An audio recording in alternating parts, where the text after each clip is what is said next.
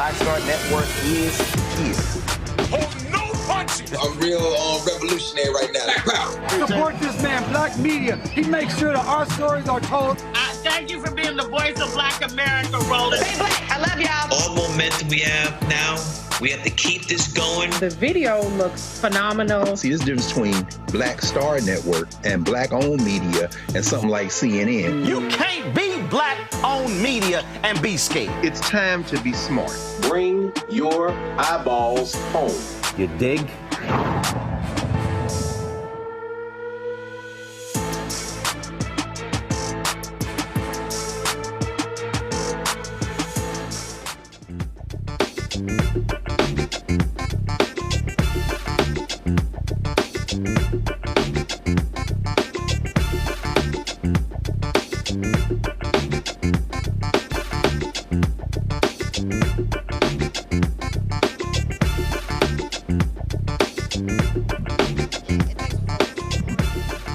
right, folks, today is Friday, July 18, 2025, coming up on Roland Unfiltered, streaming live on the Black Star Network. We are here in Philadelphia, where Alpha by Alpha Fraternity Incorporated is holding their national convention. So it's always good to see the brothers of the black and old gold. We'll talk with the general president about some issues in terms of what this convention is focused on. Bishop William Barber spoke here yesterday. Also, we'll hear from former General President Everett Ward talking about the Alpha's Political Action Committee, the role they're going to play in the 2026 national midterms. Also, Vice President JD Vance, that liar, was in Philadelphia touting the new tax bill, but he was really ignoring the impact that it's going to have on folks in Philadelphia and in Pennsylvania.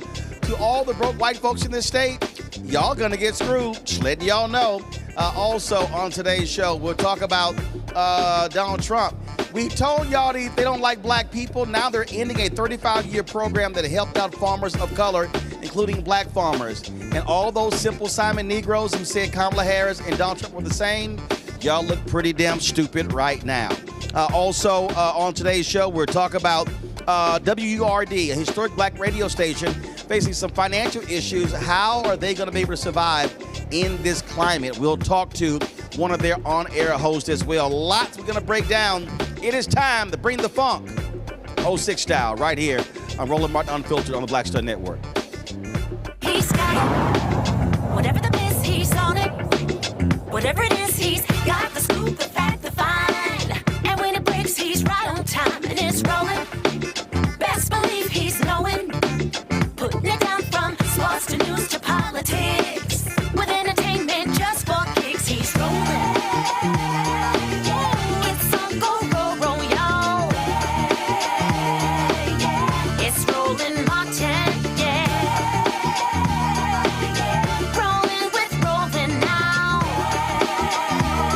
He's funk, he's fresh, he's real, the best, you know he's Roland Martin now.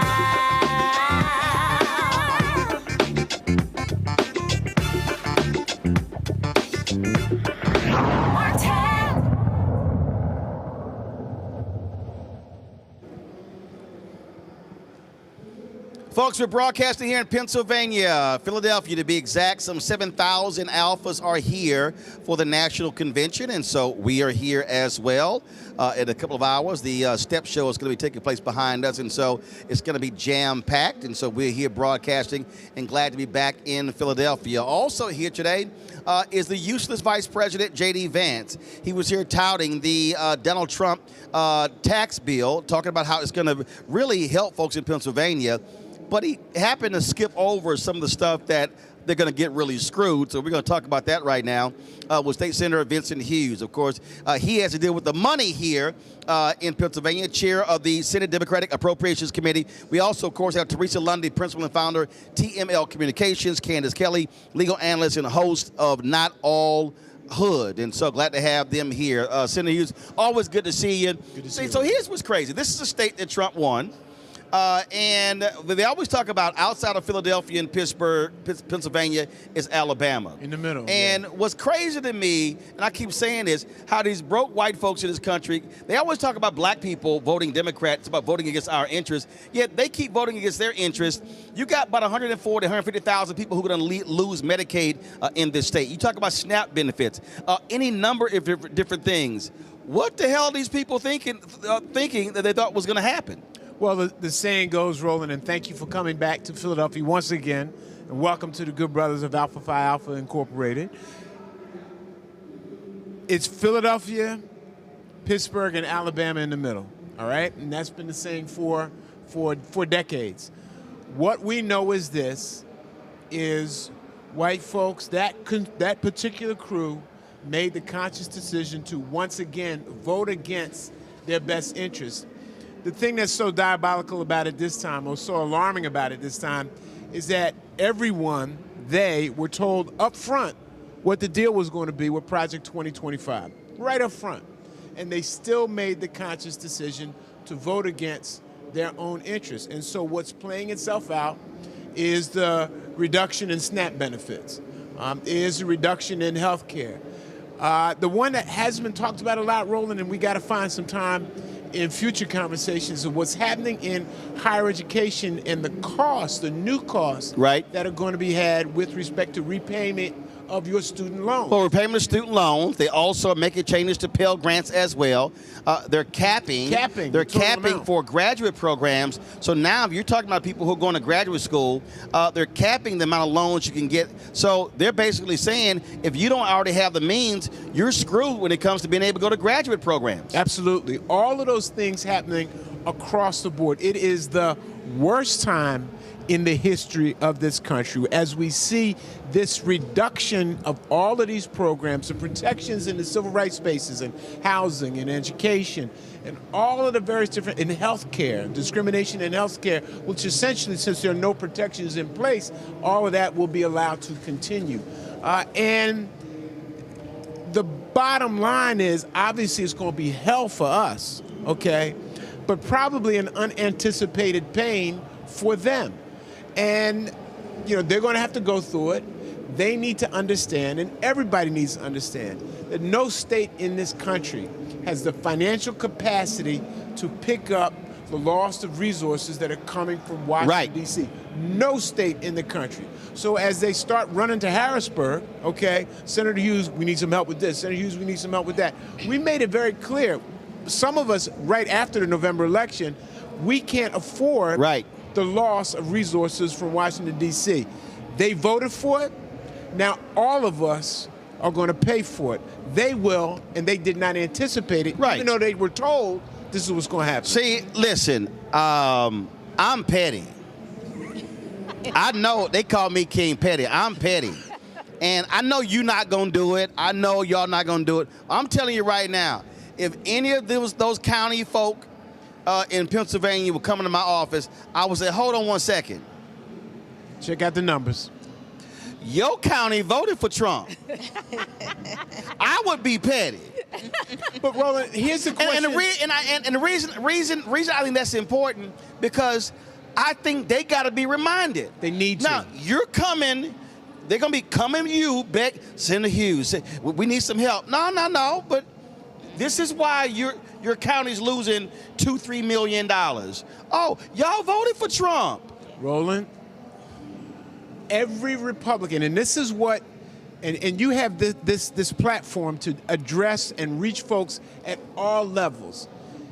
Every state Republican House member, every state Republican senator who was quiet, and all of them were quiet when all these cuts were anticipated, where all these cuts were projected. They were quiet. They need to be held accountable.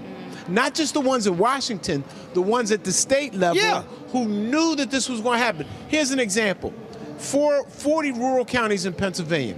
26 of those rural counties, the hospital is the #1 healthcare provider, but the #1 employer, the #1 business generator, the economic generator in that. And as we keep saying, we talk about the hospital, it provides the jobs, but that's how the convenience store stays in business, the restaurant stays in business, all these things are around it. So hospital leaves, all of that's gone. And they're projected to close. They're projected to close. They said to their federal representatives, we're going to shut down. They've said to their state Republican representatives, we are going to close. We cannot handle this. They need to be held accountable. Not just the folks in Washington, but the folks at the state level as well. And that message has got to go out to every state legislator, every constituent that is in these rural communities. Now, we're going to catch hell in Philadelphia. We're going to catch hell in Detroit. We're going to catch hell in Milwaukee, all right?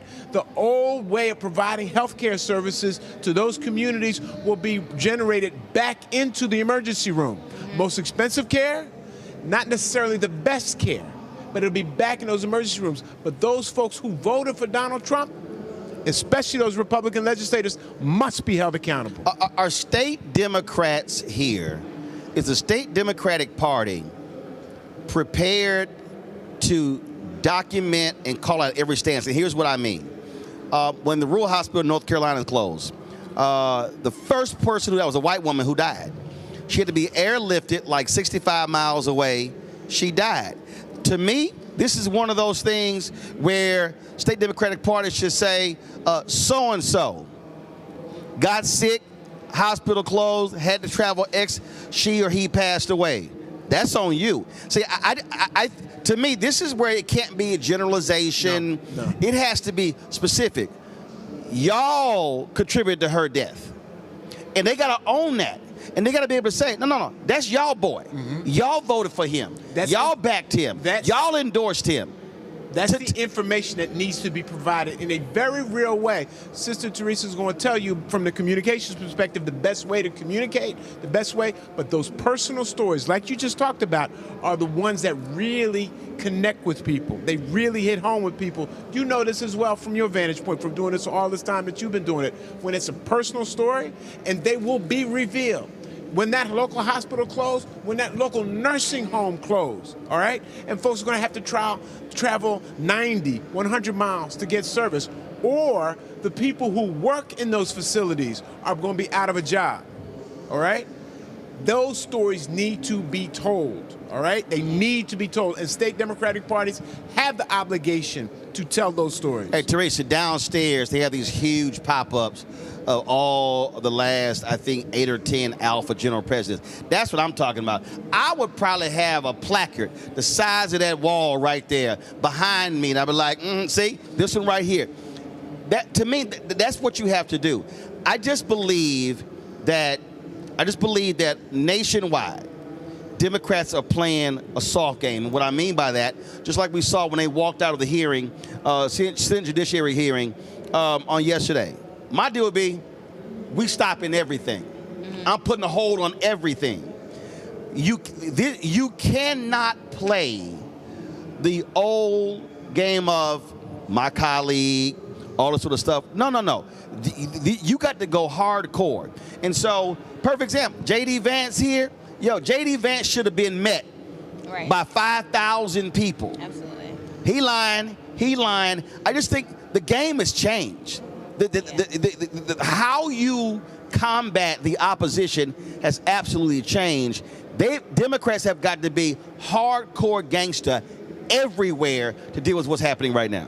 You know, Democrats, I totally agree. I think Democrats need to be as radical as the Republicans have been this entire time. I think they have been bold. I think their commentary, especially if you watch Fox News and some of the other online digital platforms that are conservative center, they have been real specific on calling out individuals by name, by district, by fiscal responsibility, and it's been working. Because if you start to see the talking points in social media and the replies thereof, it's all about the attacks. Now, we're not saying we want you to attack the elected, but we want you to hold them accountable. The way you hold people accountable is by telling what the facts are, and then also resharing the facts, not speculating, I believe this is my colleague, I believe this is, so-and-so that's doing it, or saying it's a general body as a whole, but like you said, shutting it down, making your voice heard, and meeting them where they at. I'm also a little bit disappointed. When we have, our beloved President Obama saying that Democrats need to get tougher, or, our current DNC Obama came out talking about folks need to stop navel gazing. Seriously, President Obama, I need you to sit down. I'm going to go ahead and say that because the reality is there are people who are fighting. Yeah. There are people who are swinging. There are people, they're not navel gazing. Right. They are out here swinging. Now, bro, you out here making movies. I mean, we're just going to call it what it is. This is not a time for soft leadership. Right. And again, everybody operates with, you know what, he not going to really go that far. The Democrats right now are trying to defend institutions. They are trying to decimate institutions. Correct. So you got to understand the game that you're not playing. They don't care. We're seeing it here at home, right? So, University of Penn's a great example. They've had their trial and error with the Trump administration. They've upholded a few of their things, but then they got overturned because they decided to cave in and get those $1 million back in funding. So and that's I would say it's a democratic institution per se because of, from the Biden family and everyone else that went there. But I think overall, the institutions also, they're fighting in court, right? But there's only but so much you can do when you have the President of the United States who's also running the courts, except for the Supreme Court, but that's a whole nother story. So I think there's an opportunity there, but I think going back to the original point, radical Democratic leadership is what I think everybody is more so looking for right now. Candace, that's when we talk about the budget. First of all, Republicans have backdated a lot of this, so they're not going to take an impact until they're not going to take effect until 2027. But if you are a state rep or a state senator, every single day they should be hammering, oh, it's coming. It's coming. Oh, you don't feel it right now, but it's coming. And when you talk about sitting on those committees at the state capitol, it literally should be, you endorse them, you endorse them, you endorse them, you endorse them. Oh, so now y'all complaining? Now y'all complaining?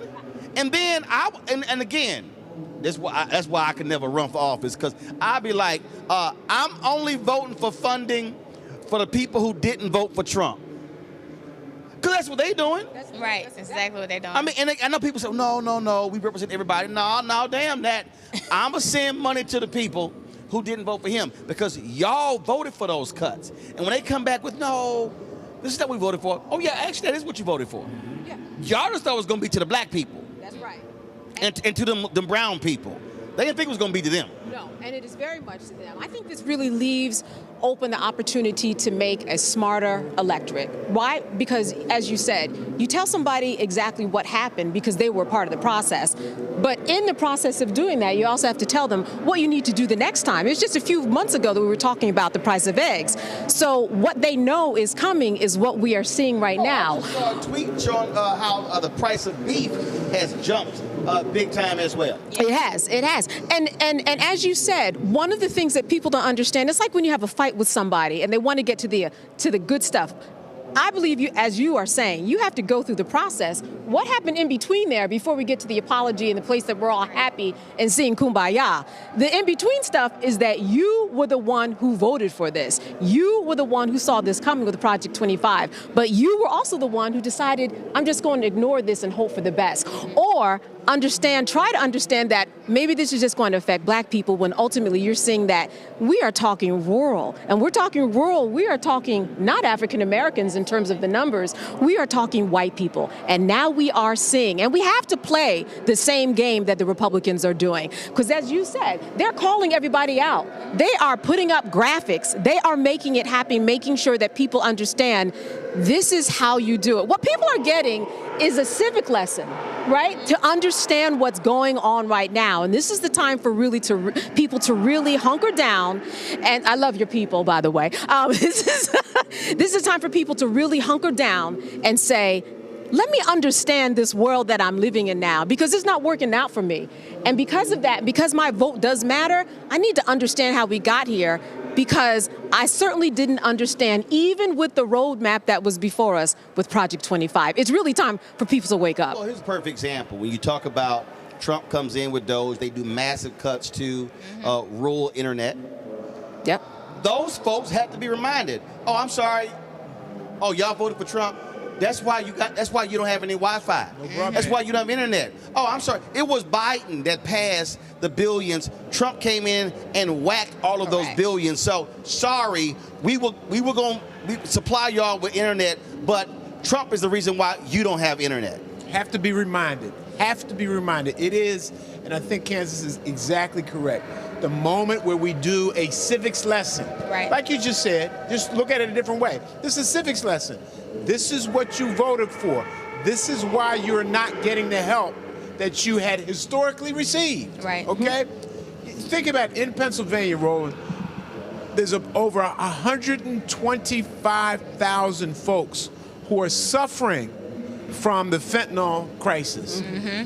They get their assistance from Medicaid. Yep. They're going to lose all of that. And where are they? They're not just in Philly, Pittsburgh, Chester, Harrisburg, places like that. They're all across Pennsylvania. in rural communities struggling, and the only means for their assistance is Medicaid, they're going to lose that help. The SNAP piece, those processes begin not 2 years from now. Those processes begin actually around September 1, in a couple months, all right? And so these things are going to play themselves out right in front of our eyes.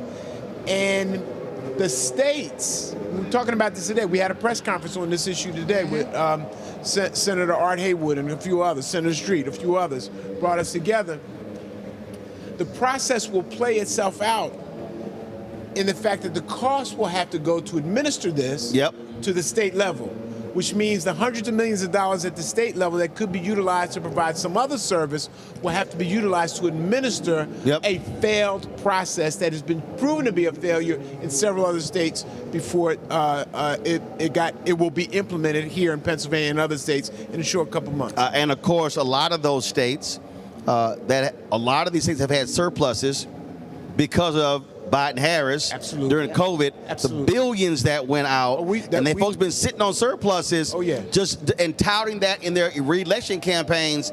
A lot of that money is about to start disappearing because Trump, they won't support disaster aid. Right. So when you have hurricanes or tornadoes hit, they're like, no, you're stuck out. We're not going to help you. And so, but think about, Roland, from this perspective.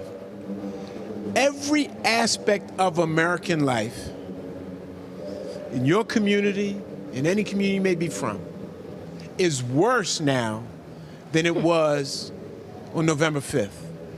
Is worse now than it was on January 20th. On November 5th, the gas station around the corner from my house, gas was $2.87 per gallon. That this station now is $3.15 per gallon. Oh, I'm sorry, but Trump said gas went down. Yes, he did. not at the gas station in West Philadelphia around the corner from my crib. Okay? Yeah, according to Trump, gas went down, eggs down, inflation down, everything down. Exactly. Every aspect of American life, it's worse. Yeah. You know what this is like? This is like real life Jenga. You start pulling one, the whole thing comes down. You start pulling the jobs from the hospital, then the families explode because you don't have any money coming in the household because you don't have any money coming in the household because of the fact that somebody has lost their job. You don't have people who have Medicaid anymore, and then they're just dying, and then you don't have a mother or a father. This is like watching real life Jenga, and everything that's been a part of this big, beautiful bill. You pull one thing and everything can come tumbling down. Just one thing, everything can come tumbling down, especially with the hospitals. You have to be alive first in order to deal with anything else. And if I can't get the health care that I need, well, everything's going to come down. Everything's going to come tumbling down. It is a real life Jenga. Absolutely. Senator Hughes, we certainly appreciate it. Keep up the good fight, and we'll keep giving them hell over here, too. Please do, man. And thank you for having me.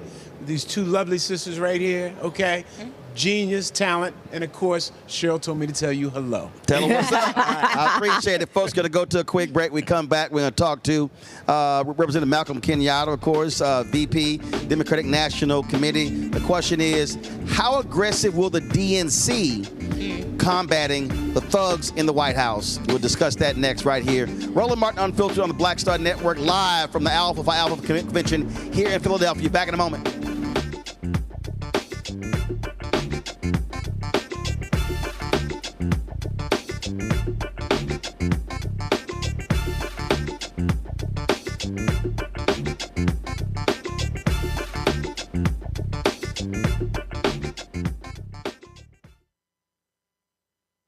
This week on The Other Side of Change. We're digging into the immigration crisis that's happening here right now. It can impact each and every one of us. We're going to break down the topic of this constitutional crisis that is being led by the Trump administration and what you, as ordinary citizens, can do to speak up and speak out to fight back. This is The Other Side of Change, only on the Black Star Network. Hello, I'm Isaac Hayes III, founder and CEO of Fanbase. Listen to what I'm about to tell you. The window to invest in Fanbase is closing. We've raised over $10.6 million of our $17 million goal. That means there's room for less than 6,370 people to invest in Fanbase for the average amount. The minimum to invest in Fanbase right now is $399. That makes you an owner in Fanbase today. Go to startengine.com/fanbase to invest. Why? because current social apps have taken advantage of users for far too long, with content suppression, shadow banning, harmful racist content, and no real tools for monetization and equity. Fanbase has over 1.4 million users and counting, allowing anyone to reach all their following and monetize their content from day one. Social media is the new TV, and whoever owns the apps that distribute that content have the opportunity to own potential billion-dollar companies.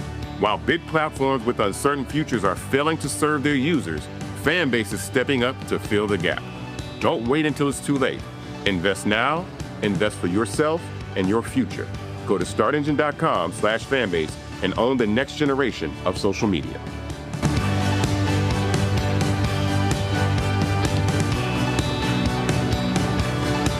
This is Tamala Mann. And this is David Mann. And you're watching Roland Martin Unfiltered.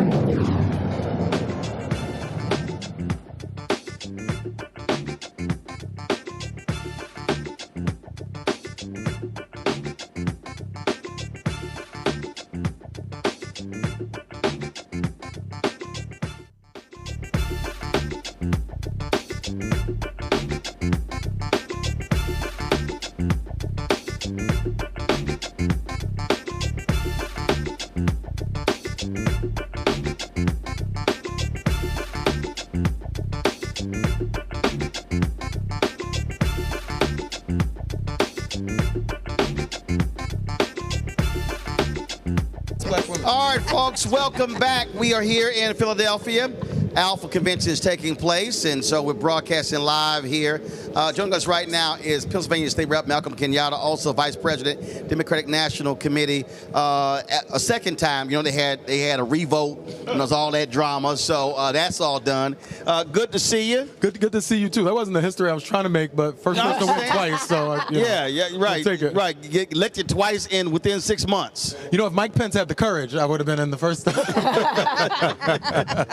Let's first of all, okay, we saw the clip when you were on News Nation. Yeah. So how long were you on air? Like about 90 seconds?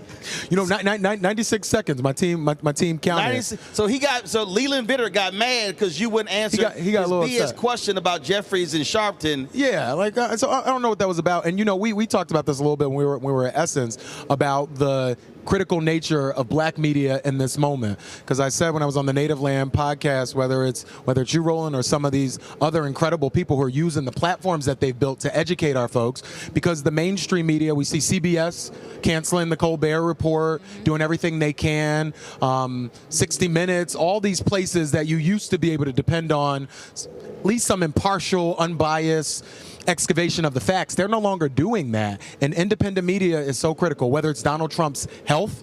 It was people in independent media that pushed the mainstream media to actually talk about that scandal. And I know that big ankles. Right? I mean, you know, and he has like some serious health conditions that nobody in the media is talking about. And the list goes on and on. But the reason Leland and I had that back and forth is that he did a 12-minute open about political violence, said nothing about the Speaker Hortman, who was assassinated, her and her husband Mark, said nothing about. First of all, Leland Vitter is a right winger who came from Fox. Yeah, but let's just be clear what the real. No, he's balanced. He's balanced. He said he's fair and balanced. But he could not find a single Republican who had engaged in political violence and laid it all at the feet of I think it was Representative. Might have been Representative Cesar, some others from the Progressive Caucus who were talking about people going with their neighbors to their ICE check-ins at court and standing with each other, and he's equating that to the same type of political violence that we're seeing from the right. It's not the same, and I wasn't going to allow him to get away with it,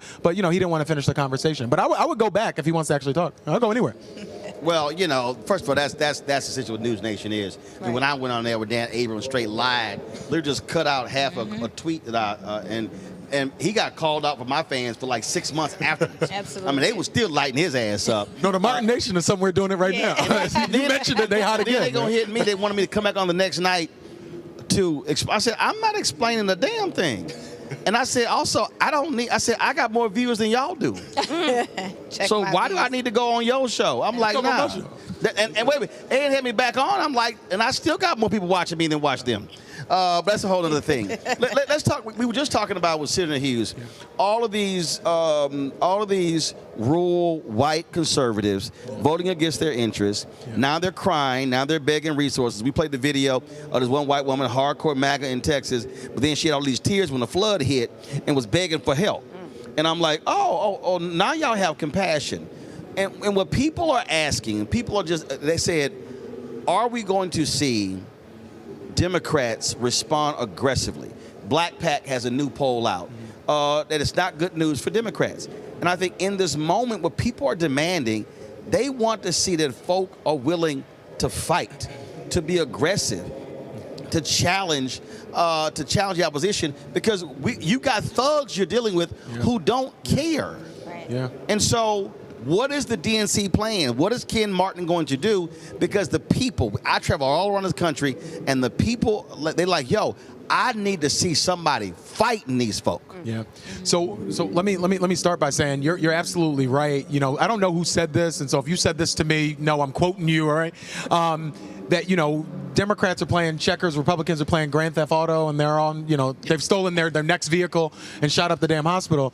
And so, you know, we are in a position where I will tell you, I'm not deflated by those numbers of people wanting folks to fight harder, wanting the Democratic Party to do more. I think it says something good about Democrats, that they hold their elected officials to a high standard, and that they recognize all the stuff that they care about, not the play stuff. Politics not like a joke. The stuff that Senator Hughes and I are fighting on right now, trying to get funding for SEPTA so that people can get to work.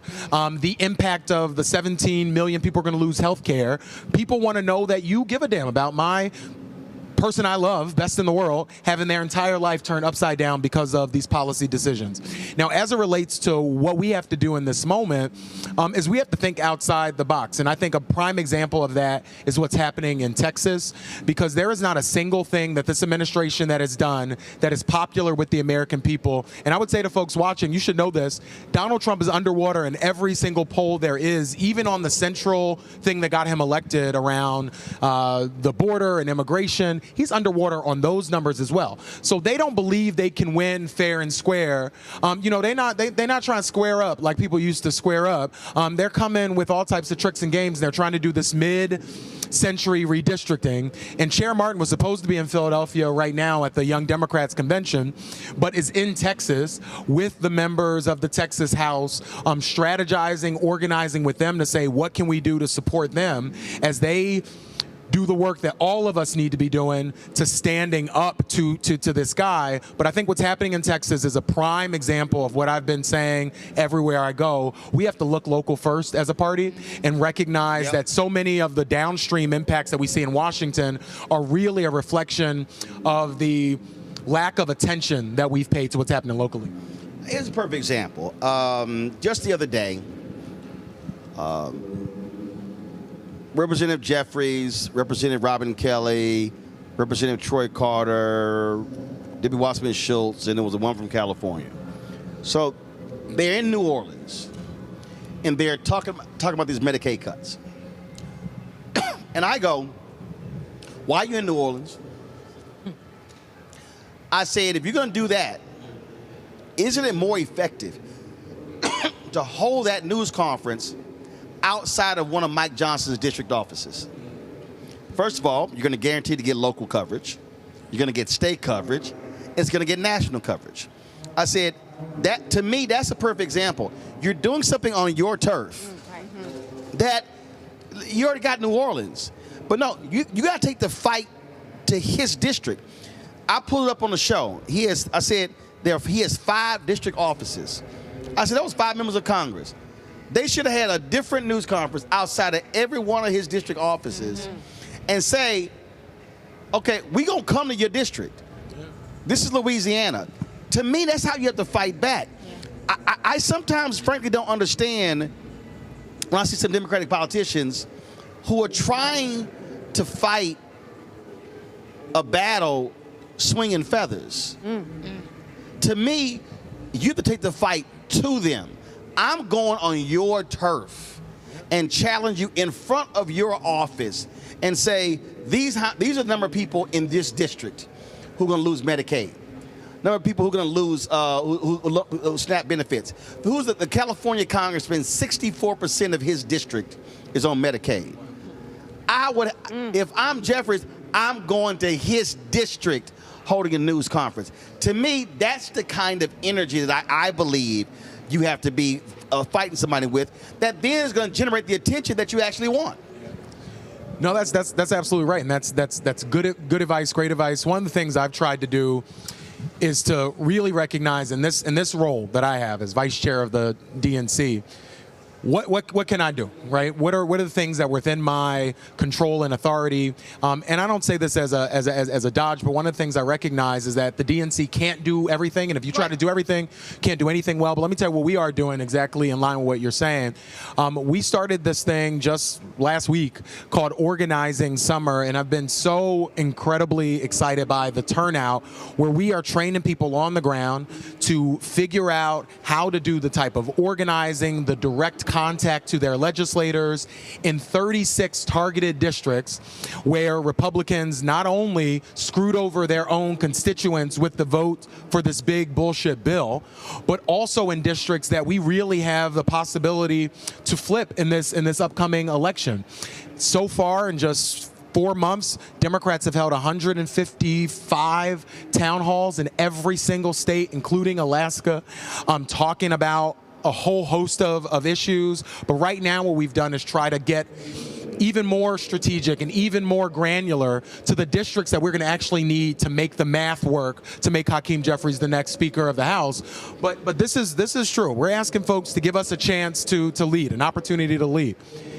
And I will say, when we get the opportunity to lead, the trust of people to lead, then we have to freaking do something. We have to engage with a type of ruthlessness to make people's lives better as they engage with a ruthlessness to make life miserable for folks. Because it seems like whenever Donald Trump is not on Epstein's island, he is trying to make things worse for the American people. And I know that folks might not care, but there are people in my district who go to Walmart right on Delaware Avenue who are now paying 51% more for baby formula, for car seats for their kids, and a whole other host of issues. And I know folks like, Trump and the people who got the tax cuts, they don't care about that. But I know, Teresa, and many other folks know that that makes all the difference for people who, like my mama, were penny pinching. Right. Oh, absolutely. Well, and I first of all, I believe that strategy is critically important because I keep reminding people, the midterm elections next year is not a national election. It is a district by district election. You're going to have state seats. You got 9 or 12 Senate seats that are going to be on the ballot. But it's really those 435 House seats. And there are 35 vulnerable Republicans who have to be targeted. That's 850,000 people in each one of those particular districts. And so, yes, on the ground, hardcore, local, because if you turn out people, at the end of the day, the reason Trump is trying to do gerrymandering in Texas and Ohio, because they desperately know that they lose 5 seats, Democrats have the House. Right. And so that's what we're talking about right here. And folks have to understand the stakes that are at play. Teresa, that to me, that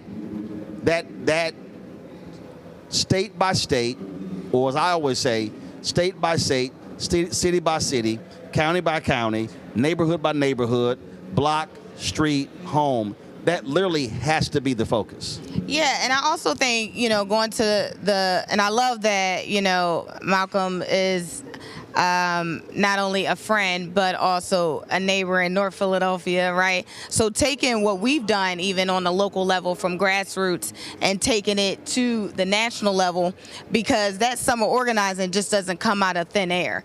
It actually takes folks who has been doing grassroots organizing all their lives, right? Either them individually or either them by those that we have as mentors and those that we have as overseers.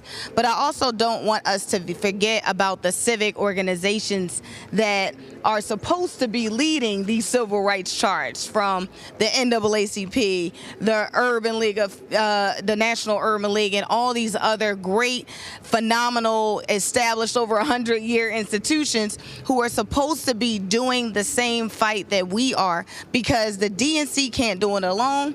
Local organizations can't do it alone. And sometimes all of it is not about being funded. It's about being inspired. And so we are looking for leaders who are trying to inspire and reconnect and rejuvenate. So again, I'm always happy whenever I see you on commentary, but I'm also happy because the elected officials are doing work, right? The ones who are not just in the seat legislatively, but are also in the community, going block by block, district by district, and city by city, and also lending their voice to come on these podcasts, because this is also a labor of love, right? For some of those electeds, but you have to, like you said, get in their face, do the work, show up, and make sure everybody else has a seat at the table. But Malcolm, I think we have to, I agree with everything Teresa says, but what I keep emphasizing is I'm not putting this on electeds. I'm not putting this on a party. What I want people to understand is an everyday ordinary person, if 100 people in a neighborhood decide that they're going to go get the data, which is public, to look at how many people in my precinct voted, then they can go, wait a minute, we can actually go door to door ourselves. People have to understand that they can actually be a difference maker. They don't have to wait for somebody to swoop in to actually do this. People can decide on their own to go block walking. That's right. That's right. No, that's absolutely right. And one of the things I've been saying often, and it feels particularly resonant for me right now, thinking about Representative Lewis's birthday yesterday, Good Trouble Day. I always say that I think there's a little bit of historical revisionism that ends up going on in people's minds, where I keep hearing people ask, who's going to be the next Representative Lewis or next Martin Luther King or Malcolm X. Another person asked me about 2028, I'm a cuss. I tell people, oh my God, why the hell you asked me about 2028? That's right. I said, we got races in 2025. We have races right now in New Jersey and Virginia. We have retention races for the Pennsylvania Supreme Court where billionaires like Musk are putting in millions of dollars to try to overturn the seats of our Democratic Supreme Court justices that are the reason we were able to have fair redistricting for our congressional seats, by the way. But I just want to make this point that I think in retrospect, people look at these big name folks and are asking who are going to be those folks of this generation. And I keep saying to people, don't worry about who gets the quote-unquote credit. All that stuff is decided later. Just get on the bridge like people did 60 years ago on the Edmund Pettus Bridge. Just get on the bridge. Don't worry about what the article headline is going to be. But to your point, pick up a walk sheet wherever you live and try to make a difference where you are. And I would just end by saying this. You don't have to be frustration-free to get involved. It's actually your frustration and your anger that is going to drive you in this work. It can't sustain all of it. You have to have some hope. You have to have some joy in this stuff. But it's that anger that is my therapist reminds me, anger is an emotion that gets you up and going and moving. And if you listen to it, it can drive you in the direction where there might be some passion and some ability for you to really use your talents. Yeah, I ain't got a therapist. I just cuss people out. I just cuss people out. I do both. I got low blood therapy pressure. is talking it out to the people. No. Oh, I'm a therapist. I cuss you out. Different type of therapy. Candace, go ahead. Well, I'm just reminded about when you first talked about being on News Nation for about 96 seconds, and then they asked you to come back. And honestly, you didn't have to come back, right? Because everybody has what Roland is saying. They have that you can go door to door and pick up and do whatever you want. You can also be your own media center and guide. You can get on YouTube Live right now. You can get on IG Live right now and be your own station. No. Your ass can go live at 8:01. That's right. It can't be between 6 p.m. and 8 p.m. Don't be trying to be live between 6 Don't do it. Don't do it. Watch this 6 to 8. Then your ass can go. That's right. Yes. Then you can rally the people to go door to door after. But, when 8:01 p.m. begins, people have to understand, too, and I think that this is where, I mentioned it before, we have to understand the civics part of it and how it works, the marketing part of it, the getting people enthused about it, and really making people understand that they actually have power. Because when you're sitting there at home and you're lamenting and, you know, you've spoken to your therapist and you feel like you have not gotten up to a better point, you think that you don't really have any power. Absolutely. And if you don't know how to do it, then you need some instruction. Correct. And quite frankly, there are a lot of people, if you go to your local church, if you go to, you know, people like you who are local, go in the neighborhood, you can find out how to do it. But media is the big part. That's what you were saying. It's how you get local media. It's called that's mass media for a reason. That's right. It's called mass media for a reason, but you have to rally the people. Malcolm, explain to people, because again, my head hurts when this happens. Explain to people exactly what the Democratic National Committee does. Because there's this belief that they control it all and not realizing that, listen, PACs have totally changed the game. The DNC used to be the central fundraising arm. Frankly, they raise less money, really, than all of these different PACs, whatever. So a lot of people just have no understanding what the DNC actually is. Yeah, and McCain-Feingold, and I'm going to go back to your question, but McCain-Feingold also made it more difficult, frankly, for parties. There was some good stuff in that, but made it more difficult for parties to have that centralized focus. But we have a simple job. Our job is to elect Democratic nominees and to beat Republicans. That is our simple job. But we have an important responsibility in the broader Democratic ecosystem, because the Democratic Party, we maintain the national voter file. That may sound like a small thing. That's a big thing. The way that candidates are able to actually knock on your door and sometimes send you more text messages than you want to see. First of all, hold on. This is what I mean. So you have the National Democratic National Committee. Yep. Then you have state parties. That's right. Then you have county parties. That's right. That's the infrastructure. Correct. So people just think, oh, no, they just govern everybody. No, there's an actual organizational structure here where nationally you're trying to fund state parties. State parties then fund county parties. So that's what the DNC actually is. That's what we are. We're the keeper of the voter file. We are the umbrella organization for a lot of different entities that, frankly, do their own things. Like I hear all the time too, where people say, well, Malcolm, make this state party. We can't make a state party do anything either. It's the same way in many respects that you think about the separate structures of your federal government, your state government, and your local government. You know, what people feel on the day-to-day is their local party. The committee person that you know. And then that committee person and all of you help elect state committee people who then make up the Pennsylvania Democratic Party. And that's just the DNC. That's just the DNC. The Democratic Governance Association is different. Yep. The Democratic Senate Congressional Committee, different. The DSCC, the DCCC, the Democratic State Legislative Group. So you have all these different entities that are at play. And they all have votes and input on the DNC, but they're their own separate entities. And so, there are people who think, we control the Democratic calendar in Congress. We control the congressional calendar. We're not in control of everything, but what we can do and what we are focused on is recruiting, training the types of organizers that we're going to need. That's it. Making sure that our candidates, when they are the nominees, have the supports that they need to win hard elections. Win the election-winning business, the policy business, everything else. Those are other people's things. I know we get blamed for it, but Chair Martin said something that he says it all the time, that to be a party. Ken Martin, not Chair me. Ken Martin. the other Martin, no relation. That's relation. a different chair. Different, no relation. But he says all the time, and it's true. To be a party leader is to like be a fire hydrant. Everybody comes and pisses on you, and every now and then you get to let out some water and put out a big fire. But I decided to try to take this on because I was sick of just yelling into the wind, being on Twitter, being upset, and I decided to open the hood up, get some oil on my face, get my hands dirty, and try to do everything we can. And one of the things I've been focused on, like a laser, is the Deep South. People have seen me across the South a lot. I'm about to be back in Texas. I've been in Florida 3 times already. Was just in Tennessee last week. Was in Mississippi.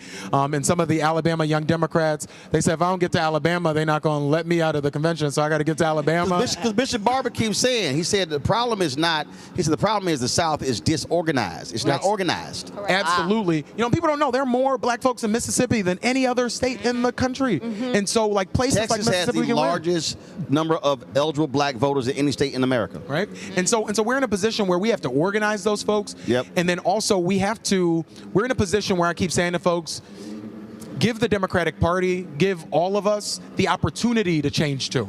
Because it's so easy to be so frustrated. And you've seen this in your life. You have people in your life, you're so frustrated with them, even when they've taken out the garbage like you want, you still upset about the last time they didn't. This entire DNC are new people.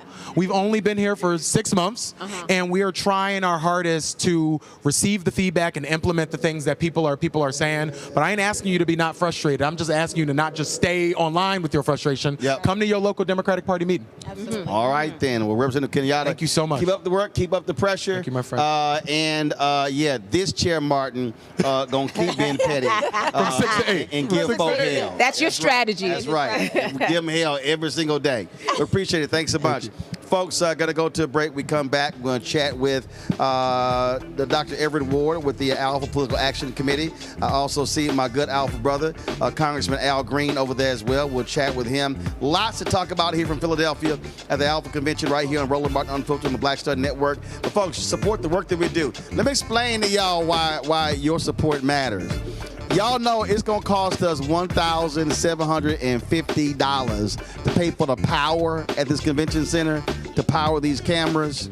See, when I try to walk y'all through and I say this stuff is real, the costs are real, staff costs are real, but literally $1,750. Then don't worry about it. After this one, when y'all donate, I'm buying 2 more portable units. Well, I ain't paying that money for no one-time usage. Just letting y'all know. But that's how we roll. And so we want y'all to support the work that we do. Join our Bring the Funk fan club. The goal is to get 20,000 Violence fans contributing on average $50 each a year. It's $4.19 a month, 13 cents a day. Look, you're funding this show, plus you're funding the other 5 shows on the Black Star Network. And let me be clear. There's nobody in black-owned media doing what we're doing. Nobody. Y'all ain't nobody else broadcasting remotely all around the country. And trust me, later this year, we're going to be all around Virginia, trying to keep my alpha brother Don Scott as the Speaker of the House of Virginia, and Louise Lucas controlling the money. Next year, we're going to be in North Carolina. We're going to be in Georgia, all around the country. And so resources matter. So your support is critical. You want to give us via Cash App. Here's a striped QR button. You see it right here. Use that QR code. Click the Cash App pay button, contribute. You check some money or to make a payable to Roland Martin Unfiltered. Send to P.O. Box 57196, Washington, D.C. 20037-0196. PayPal R Martin Unfiltered. Venmo RM Unfiltered. Zelle Roland at RolandSMartin.com. Roland at RolandMartinUnfiltered.com. We'll be right back.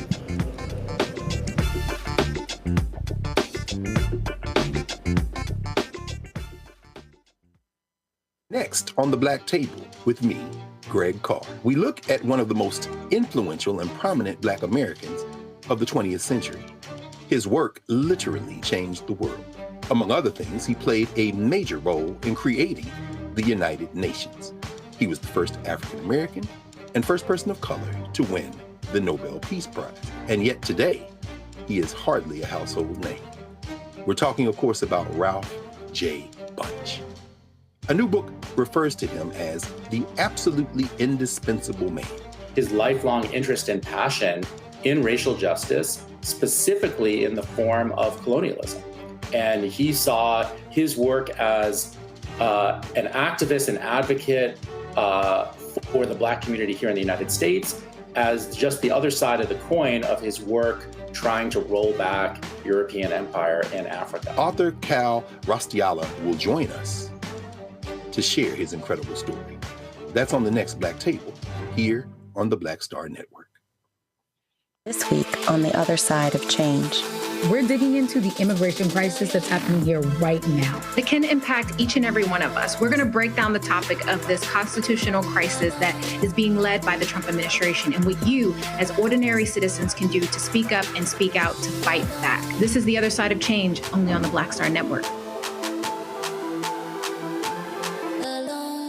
On our next A Balanced Life, we talk about how to get in touch with your feelings, emotions, how to find your North Star, and how to move your life along. Because oftentimes what we'll do is we'll accept what the world says about us as the truth and how we see ourselves, which that could be completely contrary to what the Word of God says about who you are. That's on the next A Balanced Life here on Black Star Network.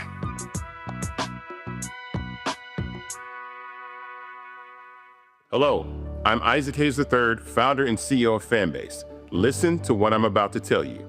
The window to invest in Fanbase is closing. We've raised over $10.6 million of our $17 million goal. That means there's room for less than 6,370 people to invest in Fanbase for the average amount. The minimum to invest in Fanbase right now is $399. That makes you an owner in Fanbase today.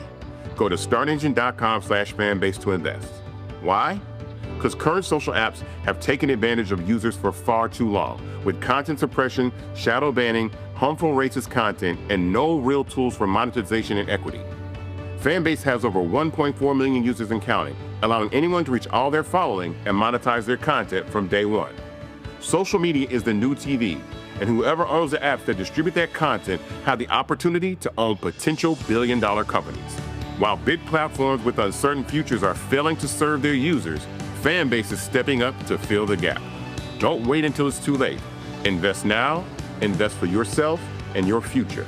Go to startengine.com/fanbase and own the next generation of social media.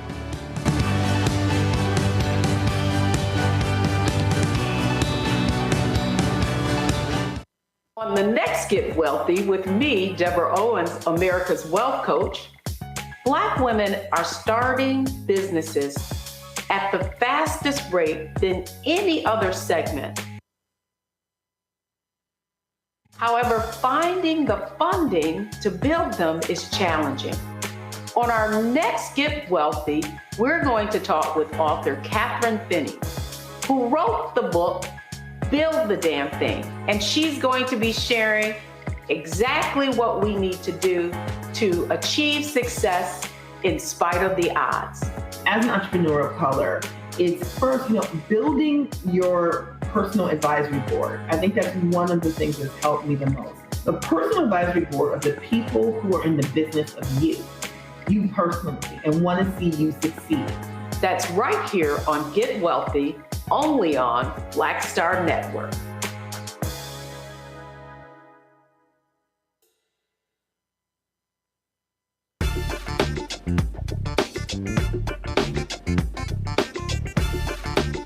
Folks, that's of course, the Grand Ballroom here at the Convention Center, getting ready for the Step Show. The brothers will be, that'll be starting in less than an hour. We're sitting just outside of the ballroom. It's going to be absolutely jam-packed in there. Not quite as big as it was at the Delta Convention. My God. Y'all, it was about 10,000 sisters in that room. It was crazy. First of all, I texted my wife. I'm like, what table you sitting at? She's like, table 1054. I was like, I ain't sitting way back there. So I told her, I said, I'll be up front. So I ain't sitting way the hell back there. I think she was in another state sitting back there. All right. We're here in Philadelphia at the Alpha Convention. Joining us right now, my far left, and that's where he's seated. Congressman Al Green of Texas. Glad to see you, my dear Alpha brother. Congressman Bobby Scott of Virginia. And standing next to me, Dr. Everett Ward. He is with the Alpha Political Action Committee. Glad to have all y'all here. I'm going to start with you, Congressman Green. Listen, I have said constantly that what we have in Black America is we have unutilized capacity. When you look at D9 organizations, when you look at Links, when you look at Prince Hall Mason, Eastern Star, we can go down the line. We have all these organizations, but I believe they're too insular. And the reality is, when you talk about 501c3, folk are also scared of protecting their tax status, and I get it, but that says an organization can't endorse a candidate. Doesn't mean you can't be active on issues. And so what do you say to alphas nationwide in terms of being even more involved in what's happening politically in this country on the national level, the state level, the county, the city level as well, plus what happens in our school districts? Well, thank you very much, Roland. It's an honor to be on your program. I have to say this. I heard your appeal earlier, $1,750. I want to make sure that I make my contribution. So count on me. I appreciate it. Right. Thank you. Now, in terms of what you've asked, I believe in unity without uniformity. Not only do we have to do things within Alpha Phi Alpha, but we have to unite with the Deltas and the AKAs, all of the Divine Nine. We can work together, and the multiplier that we will produce by working together can change this country just with these fraternities. So yes, you're right. We have to do it. But to do it, we've got to get together as a unit. And we don't have to give up our identities. We just continue to be who we are, but let's have unity without uniformity and make a difference. Congressman Scott, 2011, a voter suppression bill was passed in Ohio. And the folks there, they had to collect 300,000 signatures to get it put on the ballot in 2012. And so in 11, so Congresswoman Marsha Fudge, then Congresswoman Fudge, I actually moderated the D9 panel. So all the presidents were sitting up there. Dr. WURD wasn't president yet, so he didn't get challenged like I did. So I challenged all the presidents. I said, were they aware of this? They said no. And then everybody was, as Fudge was like, move along. I was like, no, we're going to stay right here. Here's what ended up. I was pressing them. Everybody talking about all day voter program. I was like, I don't want to hear all that. The next day they had a panel meeting. And they calculated there were 120 D9 chapters in Ohio alone. And I said that if each one of those chapters committed to get 1,000 signatures for the petition, the D9 alone could supply 1/3 of the necessary petitions. What shocked them was the 120. They had never calculated. So it goes to the point that Congressman Al Green, we have all this capacity, but we're operating as these individual organizations as opposed to how can we move as a unit to be able to change our community? Well, I think you pointed out the capacity and what you can do politically, but you can't get away from the message of what's going on. They just passed a bill, the big ugly bill, that cuts Medicaid, cuts food stamps, cuts access to college in order to fund tax cuts for the wealthy. And after they've done that, they run up $3.4 trillion in debt. We have to make sure that message gets out. Right. And one thing you can do is all those chapters, make sure the word gets out. If everybody gets a couple of thousand people that message. And it has no impact on your IRS status because that's just information. We don't want to be diverted that people want to talk about Epstein and everything else. No, we want to talk about they're taking away your health care and we don't want to change the subject. And so if we can focus on issues, then you can get into voter registration and get out the vote and make sure you can change some of these seats so they don't have the votes to pull this stuff off.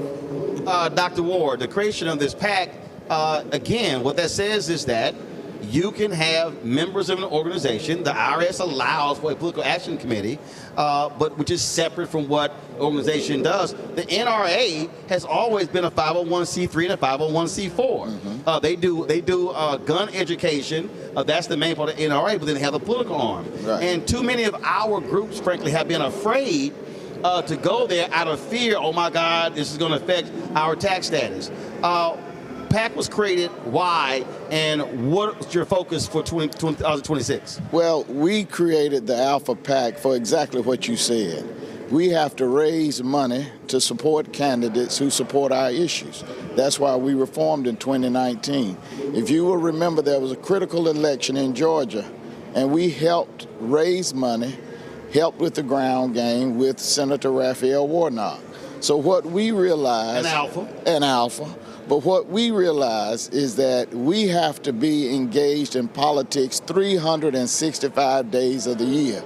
So when we formed the Alpha PAC, we said we're going to endorse candidates. First of all, we're going to screen them to make sure they are focused on the issues that are important to us. We don't want to hear any more come to the black church in October, talk about who you know, and then you leave. But we want to look at your legislative agenda. We want to see your voting record. We want to see how serious you are. And then we'll consider you. But we raise money. That's how we got started.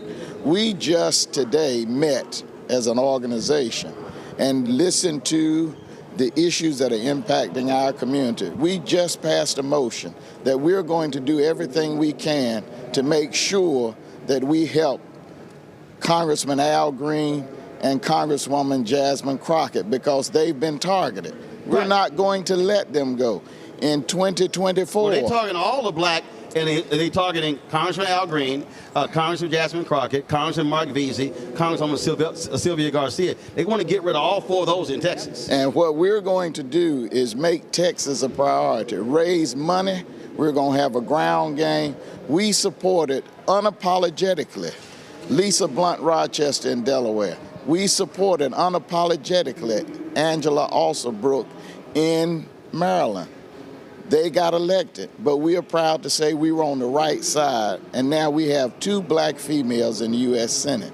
We supported members of the Congressional Black Caucus, but we are now going to move beyond just federal. Mm-hmm. And now our PAC is going to go to local candidates, because what this political, let me just be careful, Roland. What's happening in this show called Roland Martin Unfiltered. So, yes, sir. You ain't got to be careful. You don't want to. What we're going to do. Well, you can tell me and I'll say it. We're going to stand firm as a PAC, along with others, to make sure we are going to stand against the turn back of time. Mm-hmm. We're not going back to the days of 1940 and 1930. This is 2025, 2026, 2020. We're going to raise money. We're going to help candidates get elected. And that's what the Alpha PAC is all about. Teresa, I keep saying to black folks, and some people got mad at this, I said, listen, don't send your money to a presidential campaign. Don't send it to a party. I said, send it to black groups who you know are going to put the money on the ground. That's because right. The reality is too many white consultants want to put the money in television. They don't want to fund ground games. They don't want to go to neighborhoods, and that's a problem. Mm-hmm. And so when we create our own PACs, we can say to our people, send it to our groups who we know is going to get the money to our folk. That's right. You know, that's a great example. We have a collective PAC, and I think their thing was a Win with Black Men, and that was when Kamala Harris was running during those 100 days. And I think you hosted on one of them. I don't think I did host it. Oh, okay, I was making sure. But what happened was folk got mad, and I cussed them out because too. you organized. Well, no, they got mad because we raised $1.5 million. Right. But we kept $400,000 and didn't send it to the Harris campaign. And literally one person, I ain't gonna name this very prominent person, got mad. I said, oh, I'm gonna do it again.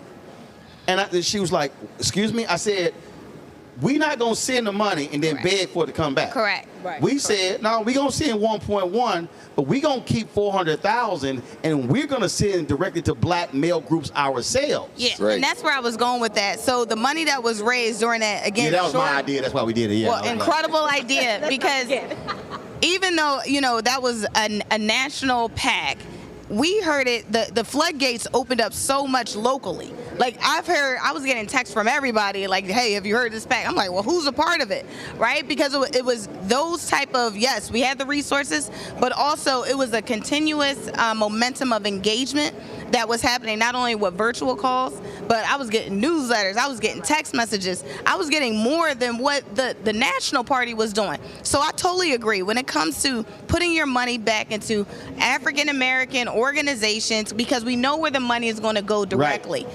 It's going to go straight to the district and the people that need it the most. And Candace, again, what people need to understand, we don't have to wait for a candidate to get us excited, to inspire us.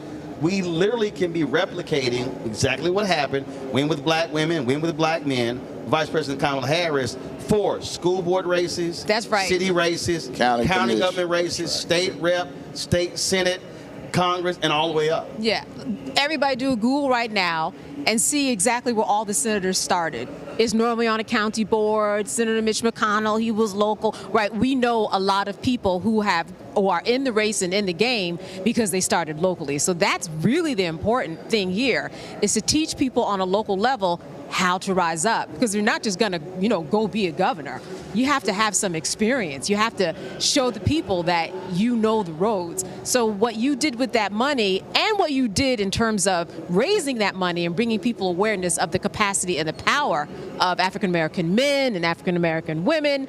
I mean, I'm still getting, job newsletters from them, like you said. It didn't just stop there. And that was another thing that's very important about organizing and creating a coalition so that people understand that it's not just about the voting. It's about other things that are kind of trickle down and that you have to be in the trenches for in order to make sure that democracy is working. Representative Green, again, I keep making the point, I look at numbers.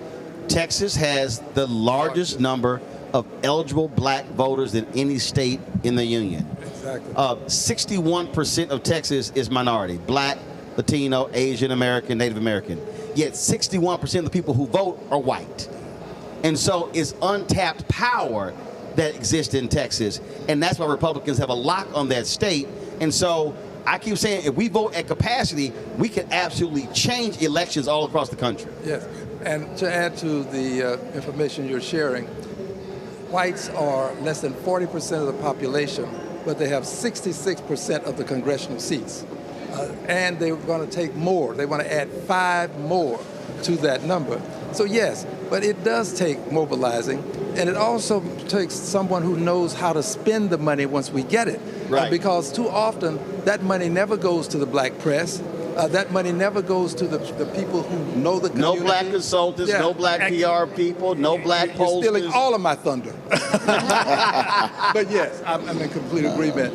And let me just thank you again for your bringing this message to the masses, because too often we don't get a chance to hear the truth about how things are functioning. After the election is over, black people are blamed for not voting. Right. Well, black people didn't vote because we didn't take care of business when we had the opportunity to. And that has to be said. It does. So thank you again. Congressman Scott, perfect example. Critical state elections in Virginia this year. You talk about statewide positions. You talk about the House. Democrats control the House. Don Scott remains Speaker of the House, first black Speaker of the House in Virginia history. Then you have, of course, Louise Lucas controlling the money on the Senate side. You've got the House Majority Leader, a black woman. And so you have African Americans in positions of power. They maintain that power. Guess what? They then can drive an agenda. And that's, you don't want to get away from what the agenda is. We talk about all the politics and all that. But on the federal, and we have elections in Virginia, we got to take care of business. On the federal level, where Alan and I are serving, they're trying to get rid of the Department of Education. Equal opportunity to education is at risk. And you got to remember that Donald Trump appointed dozens of judges that would not say during their confirmation hearing whether or not they thought Brown v. Board of Education was properly decided. I mean, they're going to issues that we haven't heard before. Issues like we've complained about what they've done. People were having financial problems 4 years ago. We had the American Rescue Plan Act, where we put family of 4, $5,000 in stimulus checks in their pockets, $6,000 in child tax credits over the year, thousands more in enhanced SNAP benefits if they lost a job, more money. I mean, we actually, if you look at the difference between, in policy, what happens when one side is in charge and another side is in charge, all of the work that we're talking about getting done has an effect, has a result of policy. Now, before I go to Dr. Ward with the final comment, and in the midst of it, you didn't want to talk about it, and I understood. But all these folk, they kill me when they say, man, the CBC ain't doing nothing, I ain't heard nothing, all this sort of stuff. When Biden and Harris were there and Democrats controlled the House, folk like you were on committees. Y'all were not out there yelling and screaming and putting stuff out. Y'all were doing the work. But the billions that went to HBCUs, the billions that went to education, because folk like you were sitting on critical committees handling legislation. Just explain to people what that means, that everything is not having your name on a bill and getting all the attention, how you can impact public policy, being a member of Congress, sitting on a committee. Well, I was chair of the committee for 4 years, and we got more money for HBCUs than they'd ever seen in the history of HBCUs. We got more money for low income, for housing, for education, for criminal justice reform. I mean, there are things you can do when you're chairs of committees that you can't do when the other side is running their agenda. And that's why all of the work that we're talking about is so important. Hold on. I just want people to know. I called Congressman Scott. He was like, listen, I can't come on right now. I'm busy right now. He said, so we need to get all this done as quickly as we can. We may not be here long. No, seriously. And I got it. And I said, don't worry about it. I'll take care of it. But your deal was you weren't trying to get your name in the lights. You were trying to get the money to the people. Well, and I was chairing the Education and Labor Committee. 1 million people were about to lose their pensions under the multi-employer pension fund. 1 million. We fixed those problems in the American Rescue Plan Act. Just no cuts in benefits. Just fixed it. And you can do things like that. It's safe. And by the way, tens of thousands of businesses were legally obligated to pay into failing funds till businesses went broke. But we fixed that, and those are the kinds of things you can do. 1 million people could go to bed at night thinking, well, now I've got my pension, I don't have to worry about what am I'm going to do. On the other hand, you can go after people's health care, you can go after SNAP benefits, you can take away their access to college. In this big, ugly bill, your ability to go to college is seriously compromised. Yep. Absolutely, which means that if Democrats take control of the House after next year's election, you back as chair. That's right. And we'll be in a position to fix a lot of the damage done. We can get the Pell Grants back up to where they are, have student loans where they are. Student loans, the payments are going to be about double what they were under Biden. The affordable Obamacare premiums are going up, I've heard 70% when people sign up in December because of what they did and didn't do in this legislation. Representative Green, you want to say something? Go ahead. I want to add a couple of things quickly. Under the leadership of the Honorable Maxine Waters on financial services, we were able to put money in the hands of small businesses, but more specifically, we were allocating money to go to minority businesses.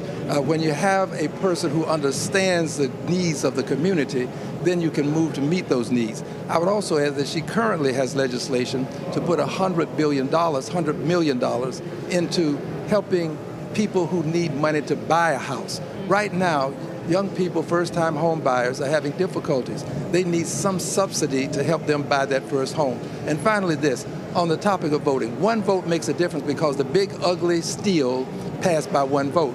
The 18th Congressional District was not represented in Congress. The governor of the state of Texas chose to put the election off until November. And in doing that, we were denied that one vote that would have made a difference. I assure you, a representative from the 18th Congressional District would have voted against it. One vote can make a difference. I'm going to end with this, Dr. Ward. You were talking about funding of what happens on the local level. And I've said this literally for years. People look at how much money it takes to run for president, the United States Senate, and Congress. But the reality is, if $25,000 is raised on a local level, you could literally fund a majority of the people running for school board. And if those 5 people, it's a 9-member school board, they now have the majority. That's right. They control the process. Mm-hmm. So people need to be thinking just different. We're not talking about, oh my God, we got to go raise $5 million. No, literally, in many of these places, in a lot of these top places, there are a lot of bedroom communities where cities, where black people are the majority in a lot of these cities, and we're not represented on those school boards because we're not funding our candidates. Right. Well, I think clearly what we've got to do is politics is 365 days of the year. What you've just heard is you have defined roles that everybody needs to play. Our standing members of Congress need to do exactly what they're doing, but we need to do what we need to do on the ground. That's why the Alpha PAC, we decided there's 2 tracks to our effort. 3, actually. Raise money, but then train people who are interested in running for public office how to run for public office. And then the third is what we talked about earlier. We've got to train individuals to work in these campaigns at the executive level to make sure that when that local school board member wants to run, that they've got someone who's trained and prepared professionally to run that campaign, raise money, recruit candidates, and then third, have someone who can run those campaigns. That's the mission that we've got to be about, especially now. A county commissioner is very important. Yeah. School board members very important. State legislatures are very important. What we see is, just like folk did to end Reconstruction, they took back the state house, they took back the local races. Yeah. And it wasn't until the 1960s, when the Voting Rights Act came, that we started turning everything back. That's why they're going after the Voting Rights Act. That's why they're trying to kill the Department of Education. But we are strong people, and we're going to win in the end. People in the chat ask, who can give to the Alpha PAC? Only Alphas? Can anybody? Oh, anybody can give. Okay, anyone so can give. Come on now. You need to like a preacher. Tell yes, sir. www.alphapac.net. You can give, and to your point, give $20, give $25, give whatever you can. Every dollar is important. That's right. So give $20, Roland Martin Unfiltered, then give $20. That's right. That's Dr. right. Wood, I appreciate it. Thank you so much. Thank Congressman you. Bobby Scott, Congressman Al Green, my Alpha brothers, I appreciate it. Thank you so very much. And Thank you. for all your other little youth groups out there, Henry, he Lil Omega, and Terrell in the studio, he's Sigma. Let me keep remind y'all, there are more Alphas in Congress than any other fraternity or sorority. So remember who your daddy is. Henry, take a seat, because we even dominate y'all Omegas. We'll be right back. Roland Martin Unfiltered right here on the Black Star Network.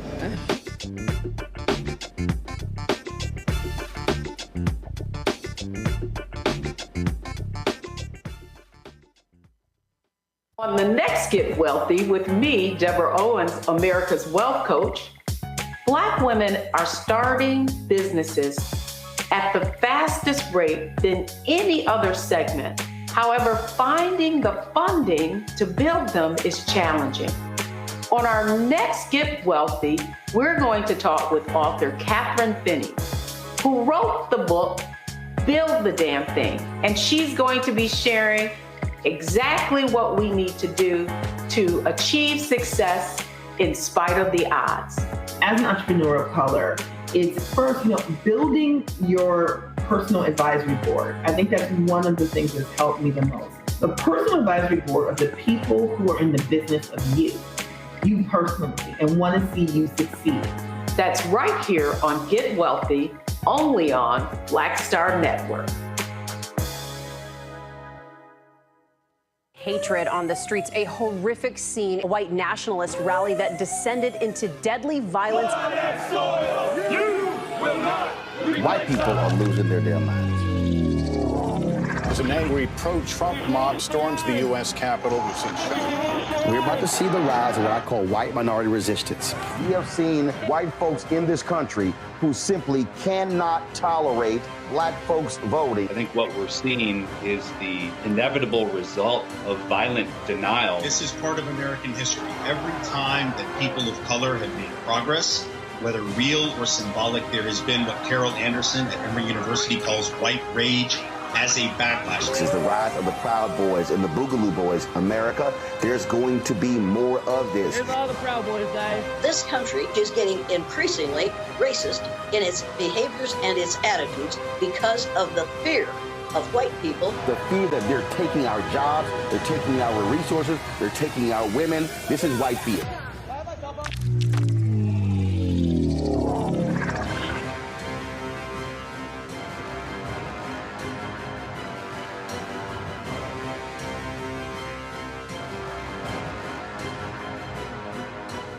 Hello, I'm Isaac Hayes III, founder and CEO of Fanbase. Listen to what I'm about to tell you. The window to invest in Fanbase is closing. We've raised over $10.6 million of our $17 million goal. That means there's room for less than 6,370 people to invest in Fanbase for the average amount. The minimum to invest in Fanbase right now is $399. That makes you an owner in Fanbase today. Go to startengine.com/fanbase to invest. Why? Because current social apps have taken advantage of users for far too long, with content suppression, shadow banning, harmful racist content, and no real tools for monetization and equity. Fanbase has over 1.4 million users and counting, allowing anyone to reach all their following and monetize their content from day one. Social media is the new TV, and whoever owns the apps that distribute that content have the opportunity to own potential billion-dollar companies. While big platforms with uncertain futures are failing to serve their users, Fanbase is stepping up to fill the gap. Don't wait until it's too late. Invest now, invest for yourself and your future. Go to startengine.com/fanbase and own the next generation of social media.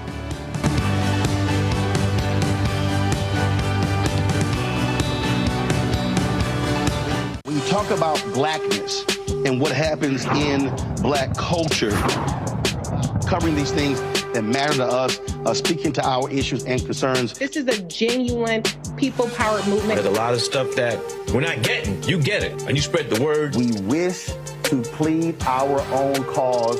Too long have others spoken for us. We cannot tell our own story if we can't pay for it. This is about covering us. Invest in black-owned media. Your dollars matter. We don't have to keep asking them to cover our stuff. So please support us in what we do, folks. We want to hit 2,000 people, $50 this month, raise $100,000. We're behind 100,000, so we want to hit that. Y'all money makes this possible. Check some money orders. Go to P.O. Box 57196, Washington, D.C. 20037-0196. PayPal is R Martin Unfiltered. Venmo is RM Unfiltered. Zelle is Roland at RolandSMartin.com.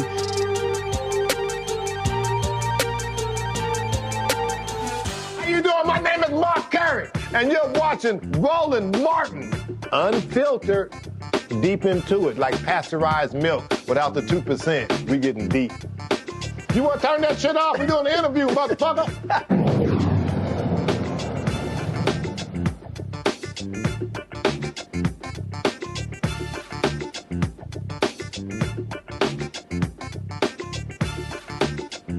We're here in Philadelphia. This is a live shot. They're getting ready for the STEP show, Alpha Phi Alpha Fraternity Incorporated.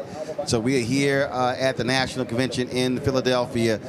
Folks joining us right now, Roy Tatum is the newly appointed chair of the Political and Civic Engagement Committee for the fraternity. Roy, glad to have you here. Honored to be here. Let's get right to it. Bishop William Barber spoke yesterday and laid out in detail the numbers. When you talk about Georgia, it's a critical Senate election next year. North Carolina, critical Senate election. And when you talk about North Carolina, the Black Belt, which is really East North Carolina, not fully tapped in terms of a lot of black votes there. And so what will fraternity members do in terms of mobilize and organize specifically in those two states where we could have a huge impact on who the United States Senator is in Georgia and North Carolina? One of the things I would say that the President Metellus has charged us with training all of our chapters in engaging in at the local level. So in North Carolina and Georgia specifically, I've spoken with the district directors, chapter presidents to engage their chapters and offer any level of training that they feel is needed. And they have graciously accepted. We just had a meeting where Congressman Scott and Congressman Green attended, and it was very well received, the mission that we are looking to embark upon. So we are working with Voteless People as a Hopeless People and the Commission on Racial Justice, and also as I lead the Commission on Political and Civic Engagement, I'm where the rubber meets the road. And so basically what we are going to do is operationalize the plans for that Alpha Phi Alpha has promoted for over a century, so chapters can engage at the local level, because we know that all politics is local. Right, but it has to be, I think, granular. I was last year, I was in Ohio. Actually, I was in Ohio, I was in Michigan, I was in different states. And I happened to go into this black-owned restaurant in Cincinnati. And I'm sitting there, and a brother came up to me. He wanted a photo. He told me he was frat, and he said, we're getting ready tomorrow to do voter registration at the football game. He was talking about the Bengals game. And I said, why y'all at the Bengals game?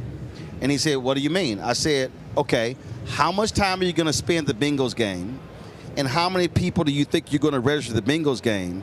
I said, as opposed to going down to the Board of Elections, identifying the 10 largest black precincts in Cincinnati, and then pulling the data to see how many registered voters are in each one of those precincts and how many people voted in those precincts. I said, and then take your members and say, we're going to do block walking on the folks who actually didn't vote. And he was shocked and stunned. He said, we can do that? I said, yes. I said, I believe that you're expending significant amounts of energy with a low return on that investment, as opposed to saying, no, we're going to focus on this one precinct. That's, to me, I think what has to happen in North Carolina and Georgia. Okay, you take who the folks who did not vote, and how do we all of a sudden say we're going to hit this small town on this weekend, Saturday and Sunday, this small town in order to drive the vote? To me, that's what has to happen. That's how we maximize our power. Limited resources, but maximize resources. You just offered what we call a data-driven strategy. And basically what we're saying is, one of the things that I'm happy to announce, and many people may not know this, is that we have an MOU with the NAACP. And what that means is, with the NAACP, we can utilize and tap into their resources as well, because they have access to the VAN, the Voter Access Network, which costs hundreds of thousands of dollars to access. So that with that tool, we can go in and see the data. We can see who's voted, we can see who's not voted, we can see who's registered to vote, we can see who's not registered to vote. And we can do that by zip code, we can do that by city, we can do that by the state. And so for what you just stated, as a precinct, we can definitely attack low voter turnout and low voter engagement by going to the barbershops in those communities, by going to the grocery stores in those communities, by going to the black church in that community, and obviously tapping into the other fraternities and sororities as well, because all of us have some level of voter engagement. And so if we want to maximize our efforts, we have to tap into Delta Sigma Theta, Alpha Kappa Alpha, Omega Psi Phi, Kappa Alpha Psi, as not just Alpha Phi Alpha, because, you know, all of us together living in the community, we can definitely make an impact that way. So, you know, I'm wondering, what is it that you do that you think is the most effective in terms of, you know, old school, we're talking about going down, you know, door to door and collecting emails and things of that nature, figuring out who's not voting and is voting. But in terms of 2025, kind of a modern day approach, how would you compare the two? Well, I would say I've been in the world of politics since 1995, so I know what it's like to use a green bar report to go knock on doors, to use sheets of paper to register people to vote. And in comparison to you accessing the VAN network, what I believe has to happen is we have to have a combination of high tech and high touch. Because what we see now, many people are just leaning into the high tech. Yeah. And they're losing the high touch. Oh, we've sent 40,000 text messages. Yeah. We've sent, man, I get these damn text messages. I'm like, Lord, if y'all send me one more. Right. But again, you got to, because here's the thing.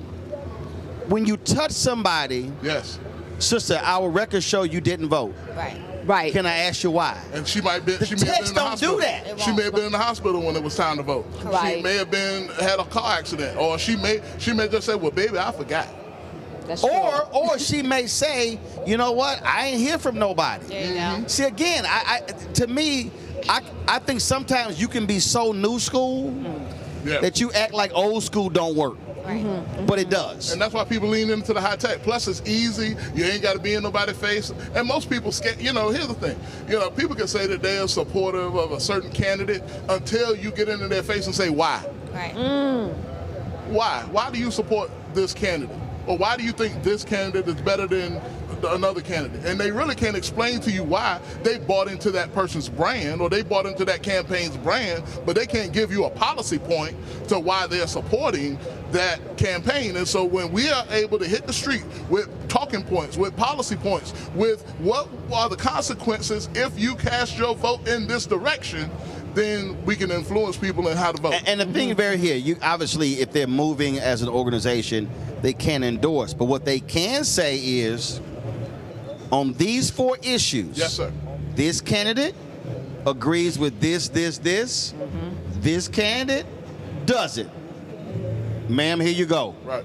And that's absolutely the approach. That's allowed. Yeah. That's absolutely the approach of Political and Civic Engagement Committee and this Social Justice Committee that Alpha Phi Alpha is forming. We are not candidate-based. We are not personality-based. We are issue-based. So we will have positions on education. We will have positions on diversity, equity, and inclusion. We will have positions on business and entrepreneur development and leadership. We will have positions on the environment and climate. And so these are the things that we plan to take to our local elected officials, our state elected officials, and obviously we'll ultimately have a Alpha Advocacy Day on the Hill, which we definitely want to invite you to participate in, Brother Martin. Before I go, Teresa, somebody said, this Stephanie Humphrey says, why do voters have to hear from somebody to vote? Well, first of all, a lot of folks don't vote. Last election, 90 million people did not vote. That's right. The reality is there are people who are living lives, who are doing things, they don't necessarily vote. As simple as that. Teresa, go ahead. You know, it's so interesting that the Republicans kind of put this out and meant it for good on their end. But hearing from you and I guess what you guys were talking about during the conference and how you're going to be reactivating your alphas in all these areas, I'm just in awe. Yeah. Right? You know, I don't have to, and I'm sure people don't have to be a member because we're females of Alpha Phi Alpha fraternity, but I'm sure there are going to be local things that are happening in the districts where me and Candace could get involved and everyday folks. So for me, you know, I see the Republicans doing this as a way to make sure that they are in office. But I think what they did is actually reactivated the civic engagement portion because of what they've been doing these last couple of years to hurt our people and to roll back efforts. I now see this as an opportunity for us. I'm just very excited what you just said. I'm excited too because we're forming a community. We have a community that people are excited to be engaged in the civic engagement process. Not everybody knows how to engage, and so that's why I think we see some low voter turnout or low engagement. People are intimidated to go to the city council or to go to the state legislature by themselves. Yeah.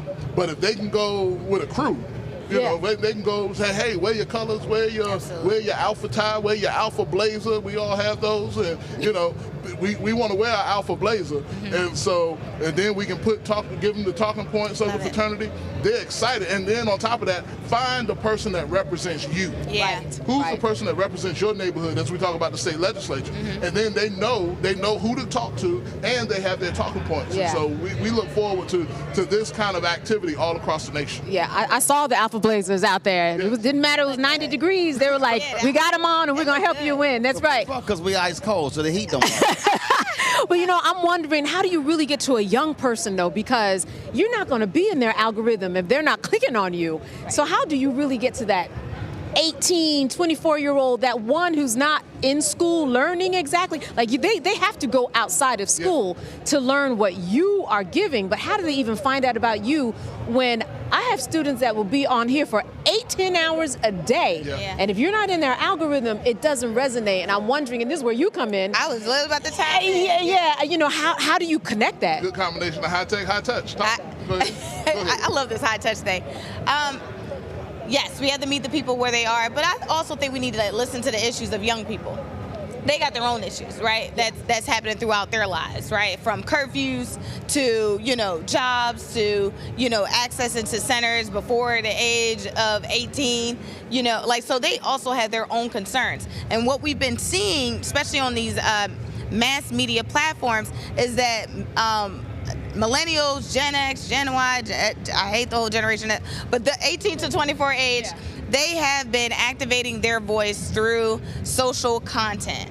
And I think having some of those activators will also help, but also get them more informed and educated as they put themselves out there. But those folks, let's be clear, those folks ain't just staying in the house. So they also still going outside, which means that you still have to be at those events, communicating and sharing with people. But I do think it is important, I don't care what the age is, where you actually ask folk first, what is it that you care about? When people come up to me all across the country, I don't care whether I'm at a convenience store, it could be in an airport, it could be walking down the street and somebody's like, man, what's going on? I can't believe this, and I want to do something, or I don't know what to do. And I always start this here. What are the 3 things you care about? Then they go, what do you mean? I'm like, there's something you care about. Yeah. What are the 3 things that you care about? Yep. And when I hit them with that, then they're like, this. I had a brother, he was like, I care about education. I was like, got it. I said, you got kids? He said, yeah, how old are your kids? Yeah. You told him, I said, you in the PTA? He said, no. I said, so how do you care about education? There you go. And he went, damn. Right. He's like, damn, dog, you hit me straight. I said, no, seriously. I said, how can you tell me that one of your 3 issues is education, but you're not even in the PTA? I said, I need you to answer this. Who do you think is going to save education if you are not involved? And he was like, man, I ain't never thought about it like that. I'm like, precisely. So part of the problem is people are looking for somebody else to do something. And so I think by asking that, now you're forcing them to define those 3 things. And now you're trying to say, but what you gonna do? See, that's the other challenge there. And then when that happens, that now changes the conversation because now they have to be a part of the solution. But you can't do that unless you touch somebody, which is why I believe the precinct, the precinct block walking is so critically important when you talk. And again, and tailoring your time. I just don't believe in just sort of this broad thing. It's supposed to like, no. If I could move 50 votes in this precinct and 50 in that one, and I got to remind people, Obama won North Carolina in 2008 by 14,100 votes. It was literally less than 1 vote per precinct. That's how he won the state. Right. And so that's what we're talking about. The woman who just got elected to the North Carolina Supreme Court, she won by 755 votes. Yeah. Sherry Beasley, when she lost the the Chief Justice race, she lost by 401 votes. 401. And there were more than 100,000 black people in North Carolina who didn't vote. In fact, I was, Bishop Barber and I were talking, we were texting today. And again, this is the data he presented yesterday. I'm about to mess y'all up. In Georgia, 1,016,000 black people in Georgia did not vote. Trump won by 115,000 votes. In North Carolina, 661,000 black people did not vote. Trump won by 183,000. Our silence is literally killing us. Yes. Yeah. Our silence is literally killing us. 661,000 in North Carolina. Yeah. 1,016,000 in Georgia did not vote. Overall, 90 million people didn't vote. 40% of black voters nationwide did not vote. Even with a black woman on the ticket. 70% of white evangelicals voted for Trump. And Mike Johnson is the Speaker of the House, and he's Speaker of the House by 7,000 votes. They won the seats that gave them the House. They won those seats by 7,000 votes. That's why every little, that 20 here and 30 here, that's the election. Two things, the 20 here and 30 here, you know how we do, we tell 20 and 30 other people, so it's not just the 20 and 30, right? It grows, and that's how we talk. But the other thing is this, we have such a serious messaging problem in that even when you say those numbers, if I'm someone who doesn't really understand the power of my vote, and I'm going out on a day-to-day in my community, and I'm being treated like I do not count. And I'm being told I do not count because I didn't get the loan, I didn't get the house, I can't, my loan has doubled, for my student education, my kids, might be on opioids, I don't have insurance. All of that is very, very defeating, and I think that's the balance that we are dealing with. The messaging really, and the things that you're doing, that's why it's so important, because you continue to hear that message, then you can fight the other messages that people are continuing to tell, even us on any given day. Right. But we kind of have different tools in order to deal with it. We understand that life be lifing. Yeah, exactly. That's exactly. And so the thing is our votes, our voice, help make our lives better. Yeah. And that's the translation that I don't think a lot of people get. But that's why I keep saying the organizations have to actually do it. That's right. Because what happens is if you're waiting for the candidate to do it, then it's not going to happen. And so that's why what I keep saying to the organizations, this is where we can fill the gap because, again, we are self-funded. We can handle ourselves. We can be in control of that, and we don't have to ask somebody's opinion. When we do it, we're not asking some white's campaign strategy. Right. We're not asking them, hey, please, pretty please, can we do this? We're like, yeah, we're going here. Mm-hmm. And that's why I keep saying to people, if you want to give money, all right, give money to groups that are actually doing it. When you support Black Voters Matter, we know that money is going to folk on the ground. It's going to Black-owned media. It's going to Black strategists. That's the whole point. I just think a lot of people don't understand that. Yep. All right. Roy, we appreciate it. Thanks a lot. Thank you. All right, folks, got to go to a break. We come back. A couple more things we want to talk about right here. We're at the Alpha Convention in Philadelphia. You're watching Roland Martin Unfiltered on the Black Star Network. Again, don't forget to support the work that we do. Join our Bring the Funk fan club. Your dollars make it possible to do the work that we do. And understand, I tell people all the time, y'all, none of this stuff is free. Driving our vehicle down here wasn't free. The gas wasn't free. The driver ain't free. The staff ain't free. The power ain't free. And so we talk about having our own and building our own. That's actually what it takes because we're not funded by millionaires and billionaires.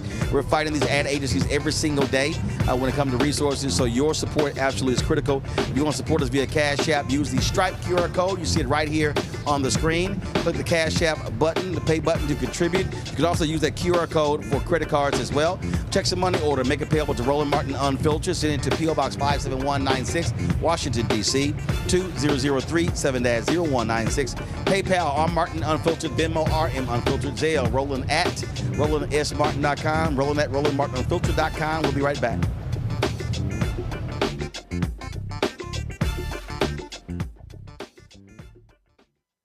This week on The Other Side of Change. We're digging into the immigration crisis that's happening here right now. That can impact each and every one of us. We're going to break down the topic of this constitutional crisis that is being led by the Trump administration and what you, as ordinary citizens, can do to speak up and speak out to fight back. This is The Other Side of Change, only on the Black Star Network.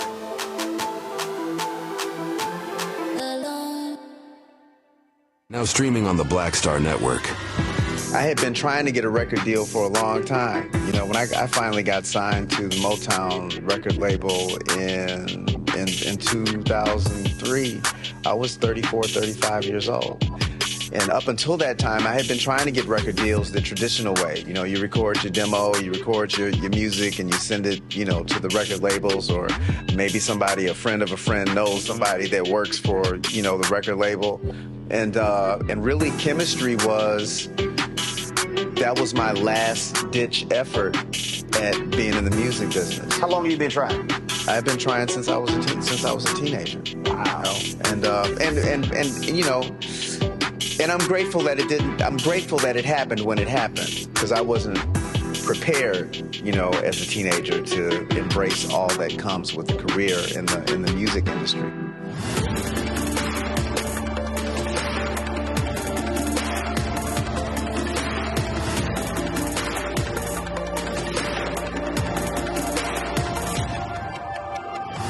Hello, I'm Isaac Hayes III, founder and CEO of Fanbase. Listen to what I'm about to tell you. The window to invest in Fanbase is closing. We've raised over $10.6 million of our $17 million goal. That means there's room for less than 6,370 people to invest in Fanbase for the average amount.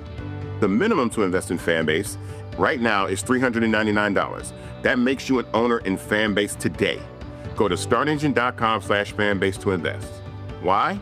Because current social apps have taken advantage of users for far too long, with content suppression, shadow banning, harmful racist content, and no real tools for monetization and equity.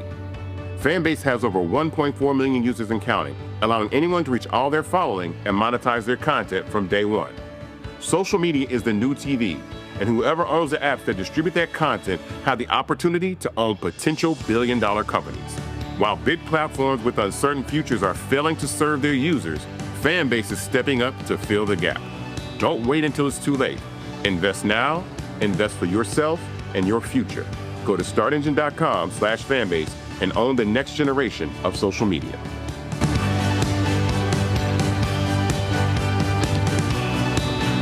This is Motown recording artist Kim. You are watching Roland Martin Unfiltered.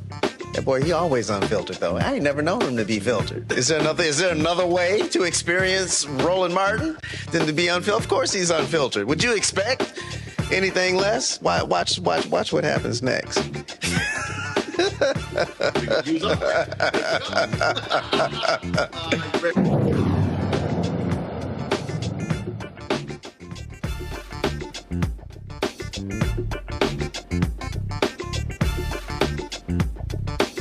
Live in Philadelphia at the Alpha Phi Alpha Fraternity Incorporated National Convention.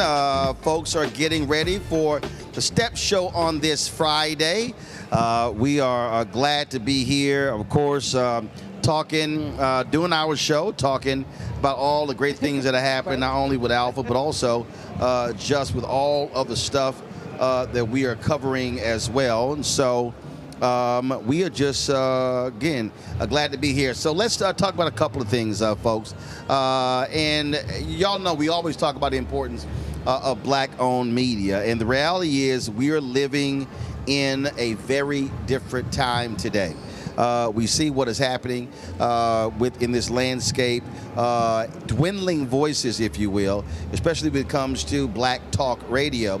And here in Philadelphia, WURD radio has had to deal with that. They recently had some layoffs that have impacted the station, and a lot of people are concerned about that. And we talk a lot about it on this show. Y'all, media is driven by advertising.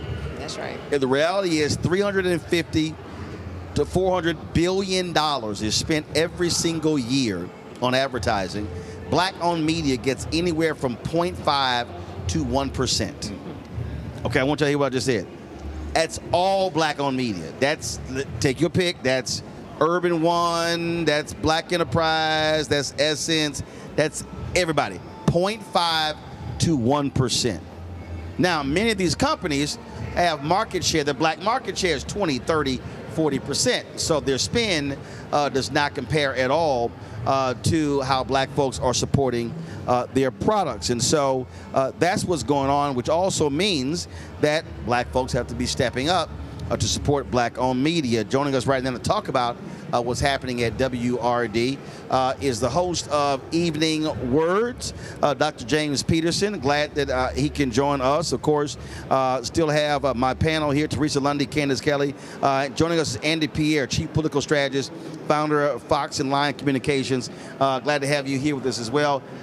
James, take us through because, I mean, look, WURD is fighting a good fight. WVON in Chicago fighting a good fight. And folks are always saying, oh, my God, I love listening to WURD. I love listening to VON. Oh, my God, Roland, I really love your show. And that's one of the reasons why, like when I purposely said, yo, the power is going to cost us $1,800. That's a real Well, the lights deal. are bright, bro. The lights are bright. Well, damn right, the lights are bright. You damn right. You paid for that. Right, because I paid for some good-ass lights. You absolutely right. Those lights cost about 10 grand. Okay. You know, but again, I do that because I need people to understand that this stuff don't just happen. It costs money to run a media enterprise. It does. Yeah. It does. I mean, there's a slightly happy ending to our story, Roland. First of all, thank you for having me on, and thank you for supporting WURD, especially through these tumultuous times. But WURD serves the black community here in the city of Philadelphia. And as you might imagine, during the 2024 presidential cycle, everybody was coming through. They all wanted to come to WURD. Everybody wanted to come on WURD. But that's great. We did that work. We continue to do the work. Folks know that because it's been publicized in the media that we had to lay some folks off. That's above my pay grade. Sarah Lomax and the Lomax family, who own the station and have operated for 20 plus years, had to make some tough decisions because of a lawsuit that's been filed. I'm not really authorized to speak on all the details of it, but some of that's also been published as well. Yeah, we talked about it here on the show. Yeah, and so the layoffs happened, but the good news is that we did a fundraising campaign just about a month ago. We set a modest goal of $20K for the month of June. We raised almost $70,000 in that campaign. So a lot of those folks who say, "Hey, we love to listen to WURD. We love what you guys are doing." Some of those folks $5. Okay, so that was y'all campaign for June. What was y'all number for July? That's an excellent question. And what's your number for August? That's an excellent question. That's excellent. Now, what I think that our team was excited about the community being galvanized and energized in that one particular moment.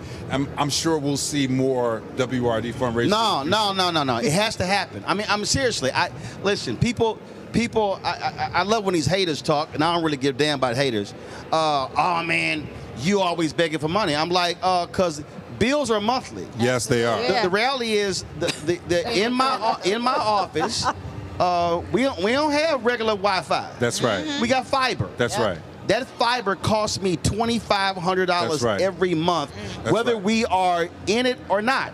And so I purposely put that out there because what happens is I don't want our people only supporting us in crisis when the glass has been broken in case of emergency. Right. It has to become a regular thing, and that has to be there because people say, "Oh my God, y'all really important."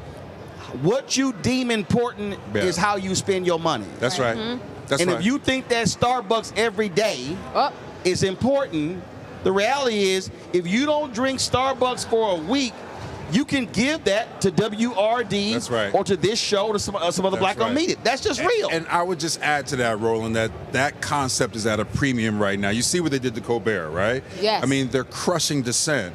And there's a lot of ways in which there are a lot of end arounds to undermine black media. There's a lot of different ways to do it, but we do need our communities and our people to come out and support out of their pockets on a regular basis. If you like what black media does, if you understand the importance of the voice, the interventions that we can make in these critical times, you got to come out and support. Well, first of all, let me clarify. You like what black-owned media? That focuses on news and information. That's right. Because, Andy, part of the issue that I have, and I make this all the time, is that we support a lot of bullshit. No, I don't care. Everybody knows, I despise Zeus Network. But they've got thousands upon thousands of people who pay that money every month to watch bullshit. Yet when stuff jumps off, oh man, we ain't know, because you were watching bullshit. And so we have to go there. Now I see Doc, he like, damn, bro. But the reason I have to say that is because we are bemoaning today, man, what happened to Jet? What happened to Ebony? All this sort of stuff. The media landscape has changed. And so we just have to sometimes just put it out there and challenge our folk to say, we're going to need you to support. Go ahead, you go speak to that. Hold the microphone up. So the thing is, black media has played a very big role as far as our successes politically and black-owned. Black-owned. And I keep making that distinction because there's black media, there's black-targeted media that we don't own. Correct. This is true. So now in Baltimore City, for instance, like Fox News pretty much controls our city, right? Now, when it comes down to black-owned media outlets. Baltimore. Yes. Right. So the black-owned media. Sinclair Television owns the Fox affiliate. Yep. That same guy bought the Baltimore Sun. Yep. That's right. And he uses that to hammer the mayor constantly in Baltimore. Exactly. That's right. Shout out to Mayor Scott. And so now the thing is that black media is generally the only outlets that are talking about the good things that is going on that the black leaders are doing. They're, like when you look at the other media outlets, if it's bleeding, it's leading.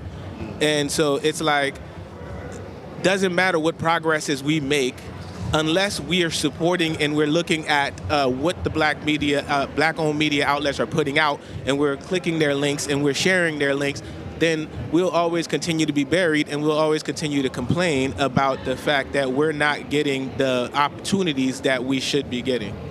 See, Teresa, it is a mistake that people realize they don't really make. So my grandmother owned a catering business, and so the reason I have the view that I have because I watched it.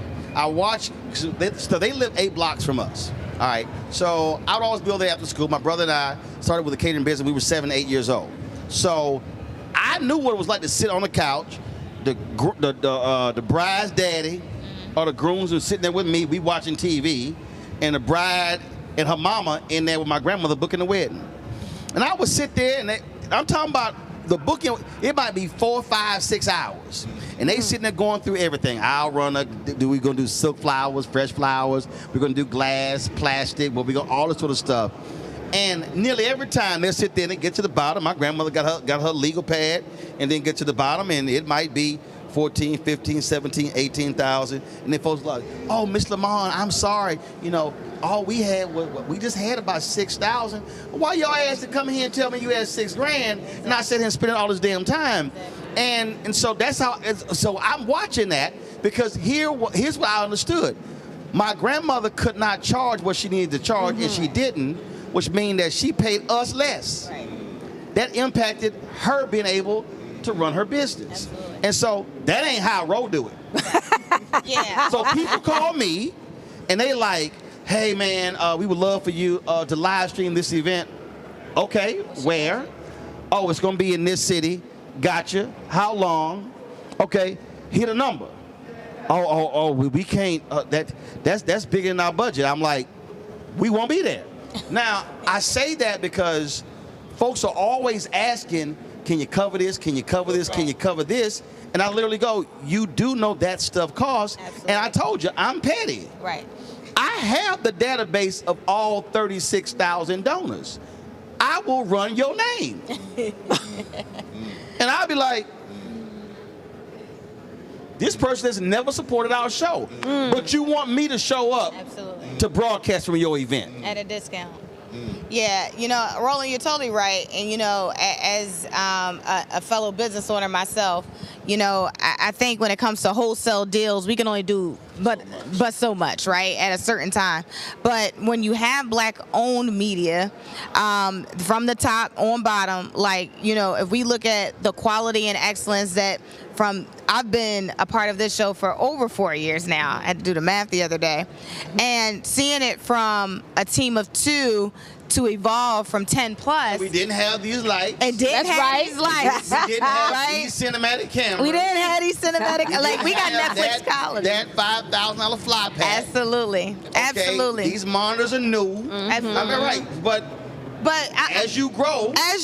So and that's the point. So again, and I can only take from my experience of seeing, you know, Roland just open the door of opportunity, right? I was brought in by a friend. That friend introduced, and you can't not have a voice when you're sitting alongside of Roland, you know. But what I will say is the growth has come like just as a very fast pace, and it's incredible to watch. So when people are reaching out, and, you know, I'm looking at the camera here, when you're reaching out and asking those, you know, to bring that same funk, that energy, you know, it is a cost, because what you don't want is somebody to come there and they're not giving you that excellent quality. So I totally get it. It's the same thing with our services. I have a nonprofit rate, I have a corporate rate, and I have a. Okay. I don't have 2 rates. I got one rate. We got a nonprofit rate. Because the invoice ain't 2 invoices. It's 1 invoice. Well, maybe I got to step it up, you know? Well, but see, I need people to understand why I'm so hardcore on this, because if WRD disappears, right? If VON disappears, right? If the Philadelphia Tribune disappears, right. we already see right now how we've been decimated in black-owned media. Yeah, that's right. And folks sit here, and I have been saying for 2 decades now, Candace, we will rue the day. That's right. When we do not have black-owned media, and we're having to go ask somebody white for permission, can y'all please cover our stuff? Crazy. That is not a day we want to see. No, and it is not a day that's going to happen in this administration. Right. And when we talk about Stephen Colbert or PBS or anybody else who is going through financial struggles, let's talk about Trump and suing the Wall Street Journal, and Trump and suing and winning against ABC, and Trump suing Paramount, which we know is connected to Stephen Colbert. Yep.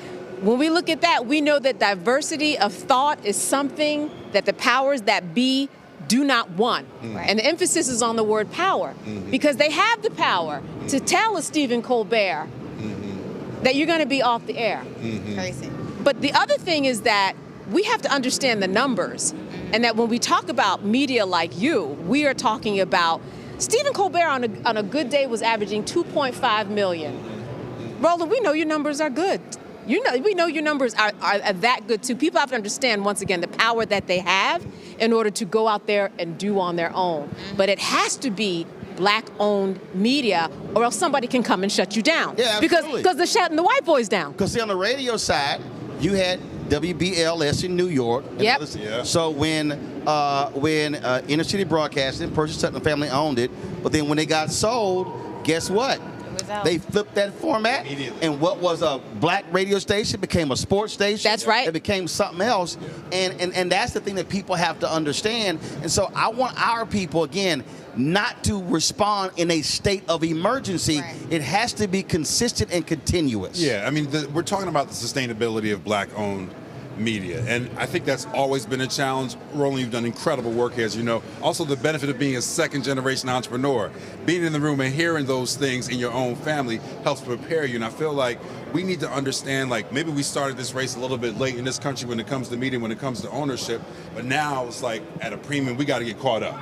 And that sustainability that we're talking about is like, listen, we engage the community. We get a lot of requests to come out and do live remotes as well without people fully acknowledging the cost of coming out and do a live remote. We try to do those things as much as possible to stay engaged, but some of this is about giving our community the critical media literacy to kind of understand what the context is, because again, I believe people will support as long as we tell them what it is, what we bring to the table, and how they can support it. And as long as you ask, you got to get that PBS model. You got to ask. You literally have to ask.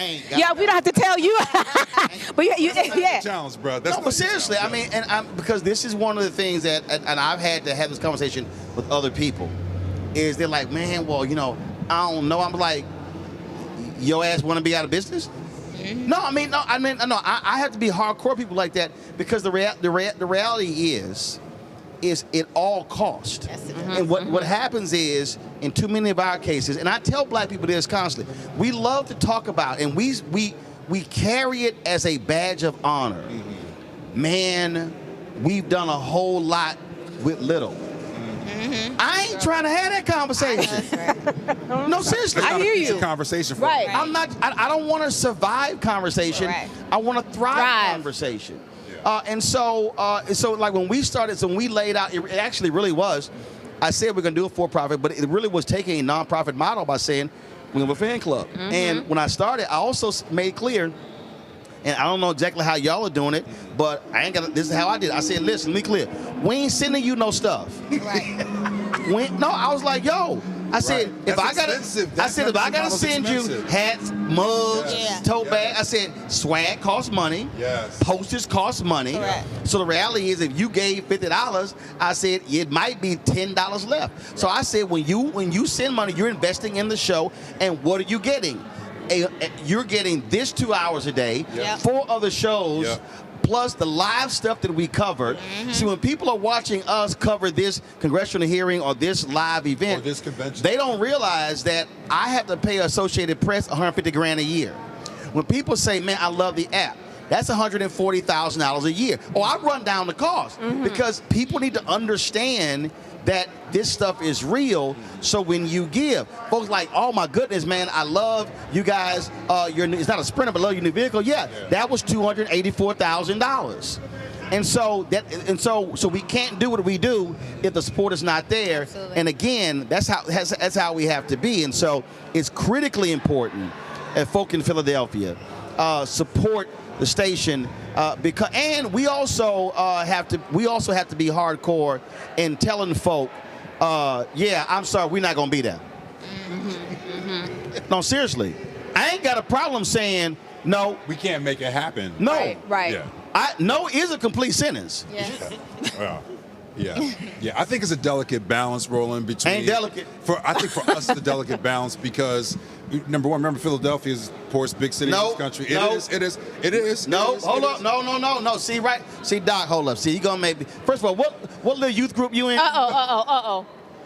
They said this is why I couldn't be on the show. What's that? What's that? I can't see it, Moby. What's that? Omega Psi Phi. Yeah, because I don't even read your letters. I don't know what that has to do with WRD. So right. See, let me tell you right now. See, here's the mistake. So seriously, this is the mistake you just made.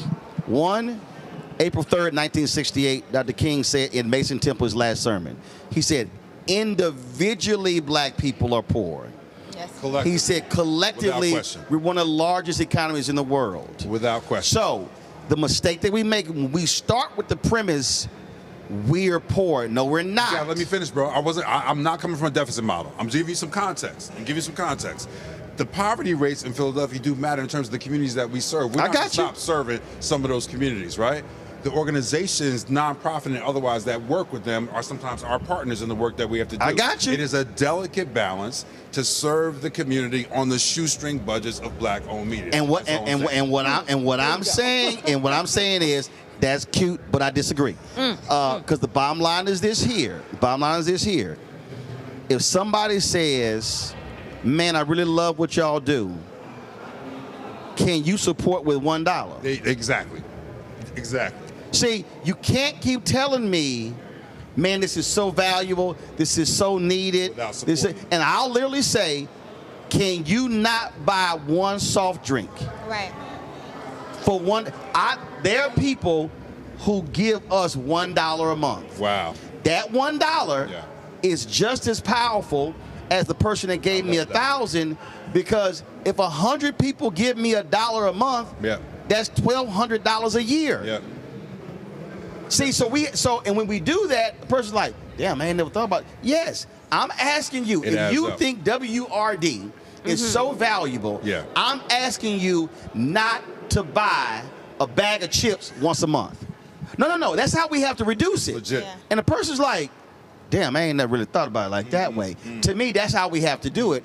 Because if you say it's that important, don't buy one bag of chips a month. That's all. I ask you, don't buy. That's $2.79. Yeah, bag of chips is $2.79. You throw in tax. Yeah. So I'm asking you, send us $3.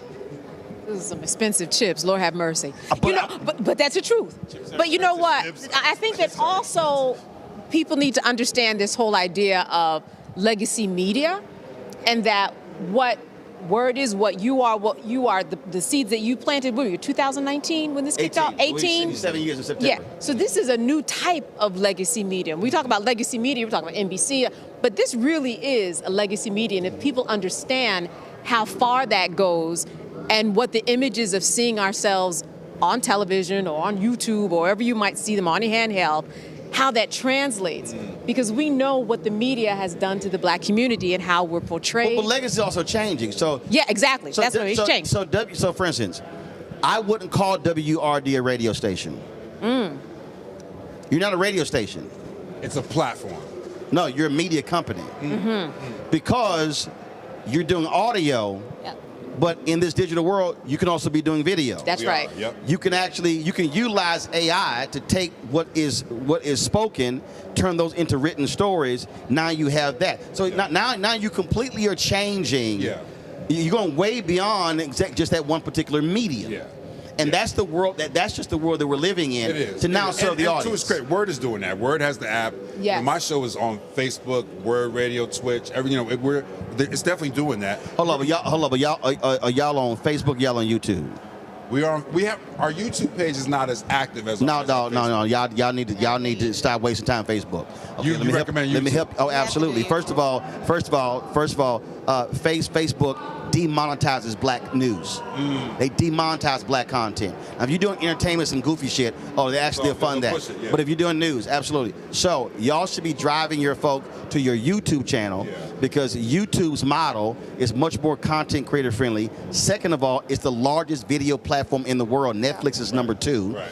And so once you hit a certain number of hours and viewing hours on YouTube, you now qualify for the YouTube ad program. Yeah. So what I do is for our TikTok, our Snapchat, our Instagram, we drive everybody to our YouTube channel to drive that. And then because that's a program that you could call it literally passive income. That's right. But that's going to generate far more revenue. The check that we get every month from Facebook is a joke. It doesn't even remotely compare to check on YouTube. You know you're talking above my pay grade, Roland. I'm a host on WURD. No, I know you're a host. I know you're a host, but right now you're the vessel for the information. Yes, I am. Because Sarah is watching, and I'm trying to tell y'all. Sarah, yes. Don't be tell everybody on Facebook who you ask YouTube, because again, you can drive more revenue there than you can on Facebook. But again, that's understanding how the platforms are moving and working. At the end of the day, it's about driving revenue to keep doing the work. It is. Right. And I also find that when you are in that position, see, you know all the things because you should know all the things about the AI. And you share it. That's right. But you should also know the things. You know why?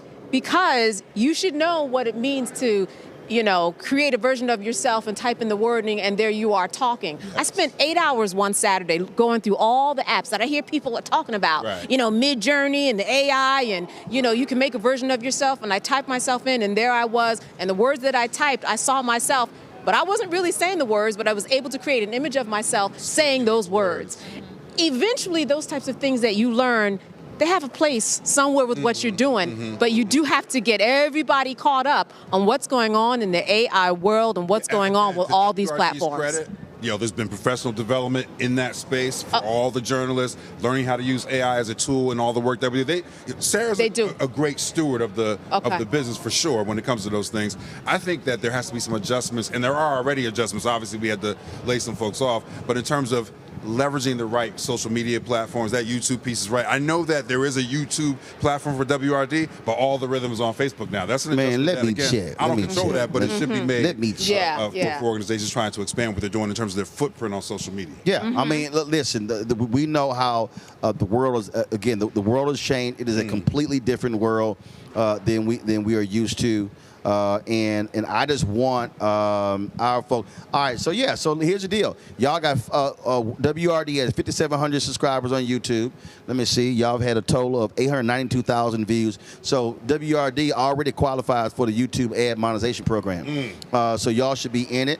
And so I'll say this here. When it comes to YouTube Shorts, y'all don't spend a lot of money trying to do YouTube Shorts, because from a financial standpoint, it's about 25 cents per video. The watch ads actually generate more money, but the YouTube Shorts does drive subscribers, and so all those things work together. And so this is the stuff that has to be happening, because I'm literally having a conversation with a black newspaper that's going all digital in October, and walking them through what that now means to be all digital, how they have to build out their digital platform to survive in the future, because the print product is no longer there. You want to go ahead and say something? So, and what you're to add on to what you're saying, it's like a lot of the market penetration that has to happen in order to reach the black voters. It has to, like, the black-owned media needs to start investing in that, mostly because people don't want to go look for information. They want it to come to them. Right. And so that's where the black-owned media needs to do a better job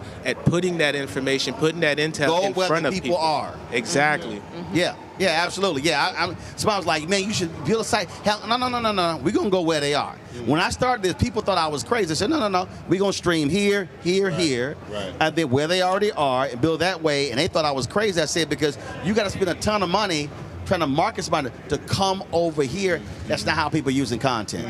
And so I just need people to understand, no matter what city you're in, if you've got a black-owned radio station, you got a black media product, understand they're covering things that other people are not covering. And I'm telling you, we are seeing right now, there's not a single black-owned media that has a congressional correspondent. And I told the CBC this.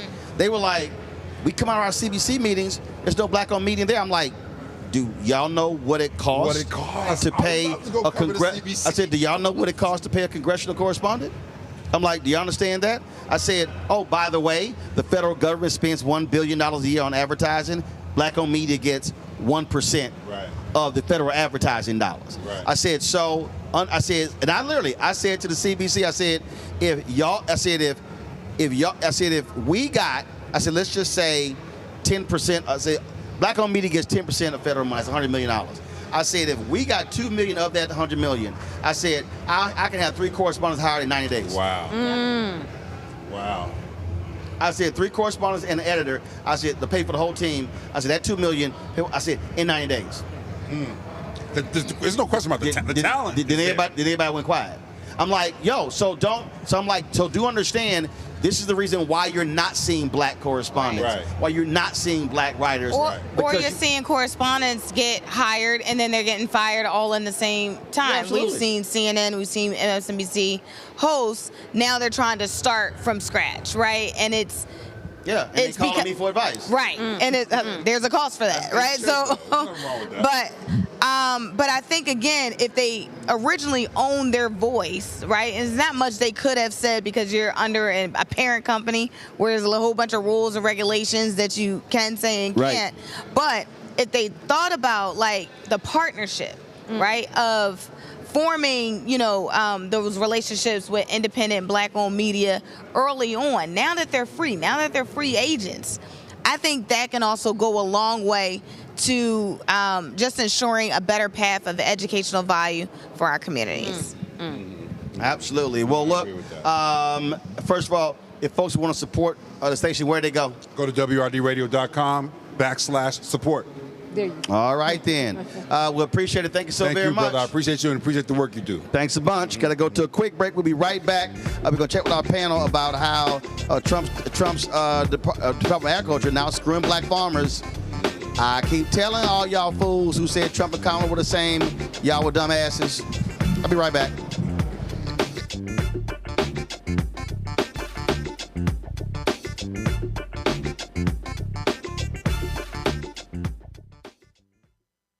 This week on The Other Side of Change. Zohran Mamdani, the New York City mayoral race, and this progressive wave that has sent such a shockwave through all of New York City and really the rest of the country. Jamal Bowman is going to help us understand what this mayoral election means and how we make sure that it translates across the nation. Can you imagine national Democrats like identifying themselves as having flavor or riz or swag? Like, absolutely not, right? So hopefully the city does what it can in November to help resurrect this dying party and honestly just resurrect our democracy. Only on The Other Side of Change on the Black Star Network.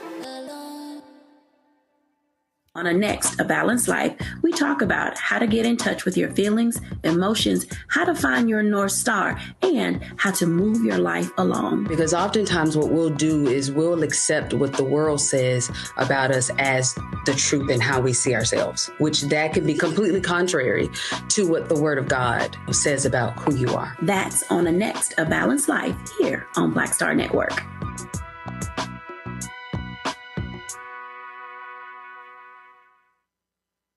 I'm Russell L. Honoré, Lieutenant General, United States Army, retired, and you're watching Roland Martin Unfiltered.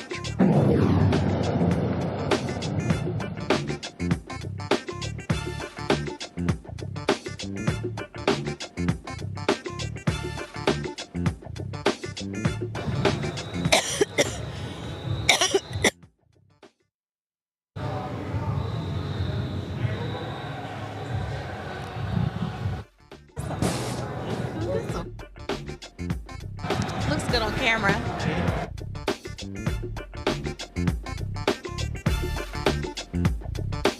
Folks, the Alpha for Alpha Step show is live in full effect. Come on, Anthony, get that camera straight. All right, it's happening as we speak. We're just outside. I see Reverend Dr. Frederick Douglass Haynes just rolled through with his Alpha jersey on. Were you the? How you doing, brother? Were you the stepmaster when you were at? Stop. We Alphas. And see, people talk about Roland and say he steps like a Q. No, Q step like Roland. Let him know. Right. Ro is the stepmaster. All right, we learned from Roland, and so did y'all Qs. First of all, we're talking about all the craziness going on. Earlier, we had Dr. WURD on talking about the Alpha Pack and how they're going to be raising money. Now looking at local races as well, not just the national races. That's it, and it's so important because, I mean, as you already know, Trump is targeting, especially in Texas, Houston and Dallas, and especially our girl Jasmine Crockett, in terms of trying to get rid of her because he can't handle her IQ. And so as a consequence, he's attacking her, going after Houston, but we ain't gonna let that happen. And so the alphas recognize what Malcolm said. You don't control your politics unless you control your economics. So we controlling the money so we can say something about the politics. All right, then. Always good to see you.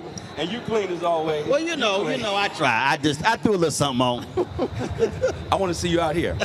Yeah, I'll be there shortly. All right, y'all. Real quick here, of course, the Trump, the USDA screwing over farmers of color, ending a 35-year program that gave targeted assistance to farmers of color, even dropping the phrase socially disadvantaged.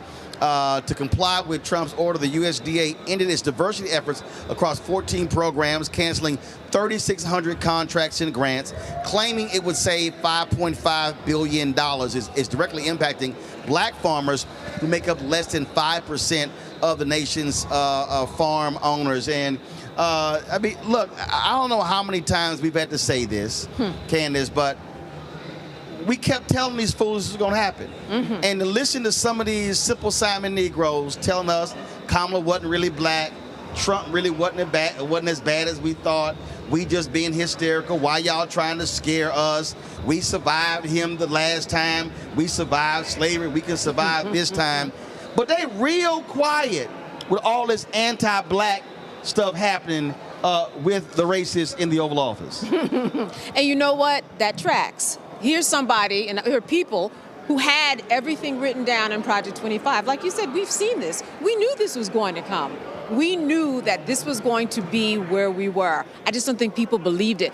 Anything that has to do with DEI, anything that has to do with you're giving me more in order to make up for what you've done for me, done to me because of the history of this country, is all going away right before our eyes. Now is the time for people to really, really pay attention. Now listen, if I were those black farmers, here's what I would do just in terms of legally speaking.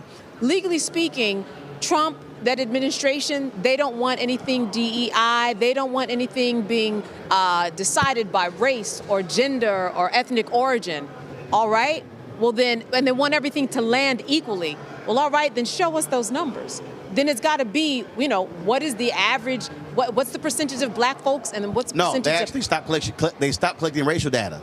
Right. So you won't have it. I was just going to say, yeah. They stopped collecting racial data, but in terms of how it lands, if you are not going to actually put somebody out there. They're tracking no data. So you will not be able, because it happened last time, you will not be able to know how many fewer contracts we got because they're not collecting any racial data.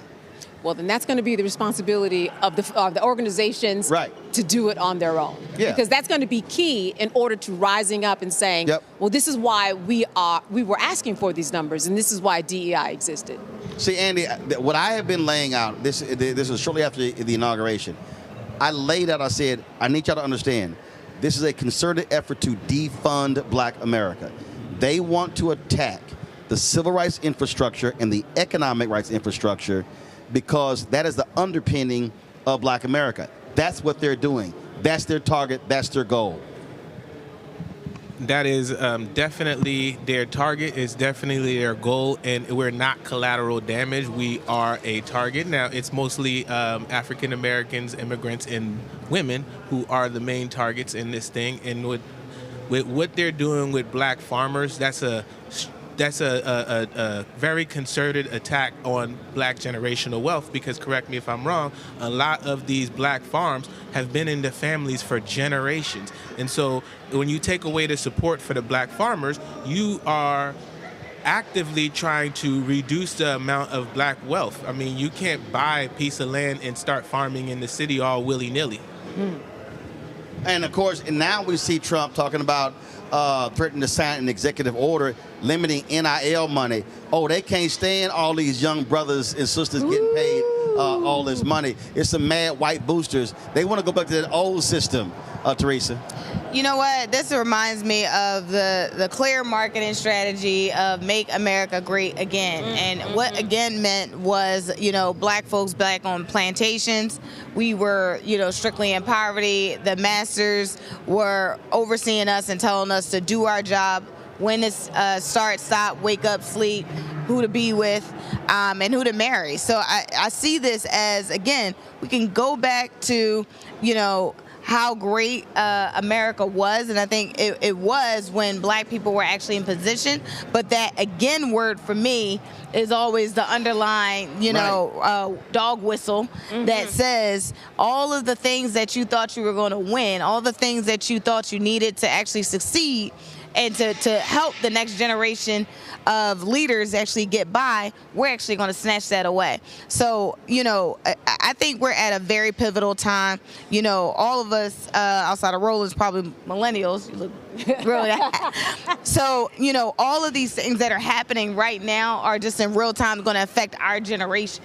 And so it is like so apparent for us to not only steadfast, pay attention, educate others, not just always had education ourselves, but educate others, bring them on board, and also activate. Right. And so I think, what I've heard for the last, 2 hours now, is Roland bringing up our congressional leaders, our PAC leaders, our organizational leaders, and they say we have a plan. So I think it's like really up to us to figure out how do we make sure Make America Great Again don't put us back to the 1900s. And what NIL did, it removed the hierarchy, because now the ownership is not fully by them. People get to own who they are, as well they should be, because they were bringing in billions of dollars for schools anyway. You literally have brothers and sisters making $10, $15, $20 million in college. Pulling up with the same cars as owners of NFL. FloJo, the sister, she played basketball at LSU.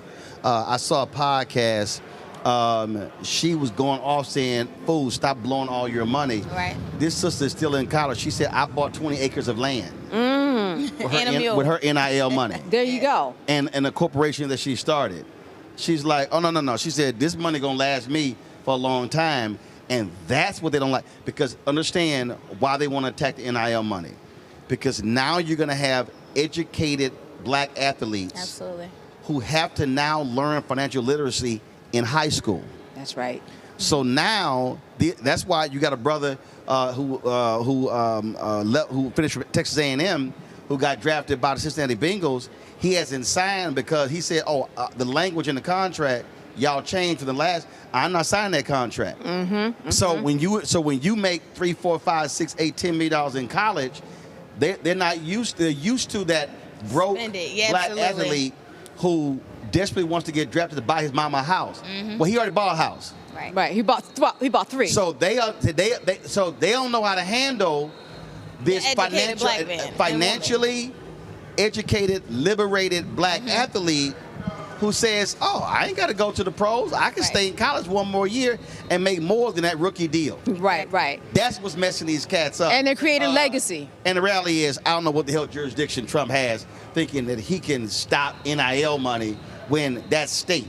He ain't got no power. Like that's just another one of them BS executive orders he gonna sign. Exactly. That's exactly what it is. That's exactly what it comes down to. That's all it is. All right, let me thank our panel. I appreciate y'all being on the show. Let me thank our guests as well. Folks, thank you so very much. We're here, of course, in Philadelphia at the Alpha Convention. It's been a busy week for us. This was the only day I could actually make it to the convention. We had lots of things happening back in our studio. And I told y'all how I laid out to you. So this week, we finished about $120,000 in upgrades to our lighting system, also our IT system in the studio as well, improving our infrastructure. And so all of those things have been going on this week. So when we go back into the studio on Monday, our lighting is going to look totally different. And so we're adding all sorts of new features as well to greatly improve our product, and that's what this is all about. And so we want to thank all of y'all, of course, who support the work that we do. If y'all want to contribute to our Bring the Funk fan club, the goal is very simple, to get 20,000 folks contributing on average $50 each a year, which comes out to about $1 million. If you can't get $50, we understand. Less is great, more is great. But that's what the goal is, which offsets, of course, the expenses. I told y'all expenses are $195,000 a month, which pays for everything, crew, staff, insurance, our live view system, all these different things, which we do to cover it, because it covers this show and 4 other shows in our network. There are a couple other shows that we're shooting pilots, a business show, a health show. So all these things are happening as we look to grow as well. You want to support our work, of course, contribute via Cash App. Here's a QR code right here, the striped QR code. You see it right here on the screen. If you want to get that code as well, go to RolandMartinUnfiltered.com or BlackStarNetwork.com. You can use that QR code for credit cards as well. Checks and money order, make them payable to Roland Martin Unfiltered. Send it to P.O. Box 57196, Washington, D.C. 20037-0196. PayPal is R Martin Unfiltered. Venmo is RM Unfiltered. Zelle, Roland at RolandSMartin.com. Roland at RolandMartinUnfiltered.com. Download the Black Star Network app. Apple phone, Android phone, Apple TV, Android TV, Roku, Amazon Fire TV, Xbox One, Samsung Smart TV. Be sure to get our swag, our hats, T-shirts, mugs, all that good stuff. Go to shopblackstarnetwork.com. And if you had ordered any of your merchandise through the previous company we were using, Customer Spring, send us an email so we can help you get that. We actually switched companies because we were having too many problems with them. So we switched to a new vendor. And so you can get all of our T-shirts and our products at shopblackstarnetwork.com. And so check us out there. And don't forget, there are other products at Shop Black Star Network in our marketplace. We feature them on the show. We've had, of course, the black-owned toilet tissue company, Leafy. Of course, the gym wraps from Nicole Ari Parker. Those are on the website as well as a coffee company. You name it. Those are some of the products right there that you see at shopblackstarnetwork.com. Don't forget to get my book, White Fear, How the Browning of America is Making White Folks Lose Their Mind, available at bookstores nationwide. Get the audio version on Audible. You can also check out our audio podcast through iHeartRadio. We're on all different platforms, our audio podcast. And, of course, support the black-owned social media app Fanbase. Download the app.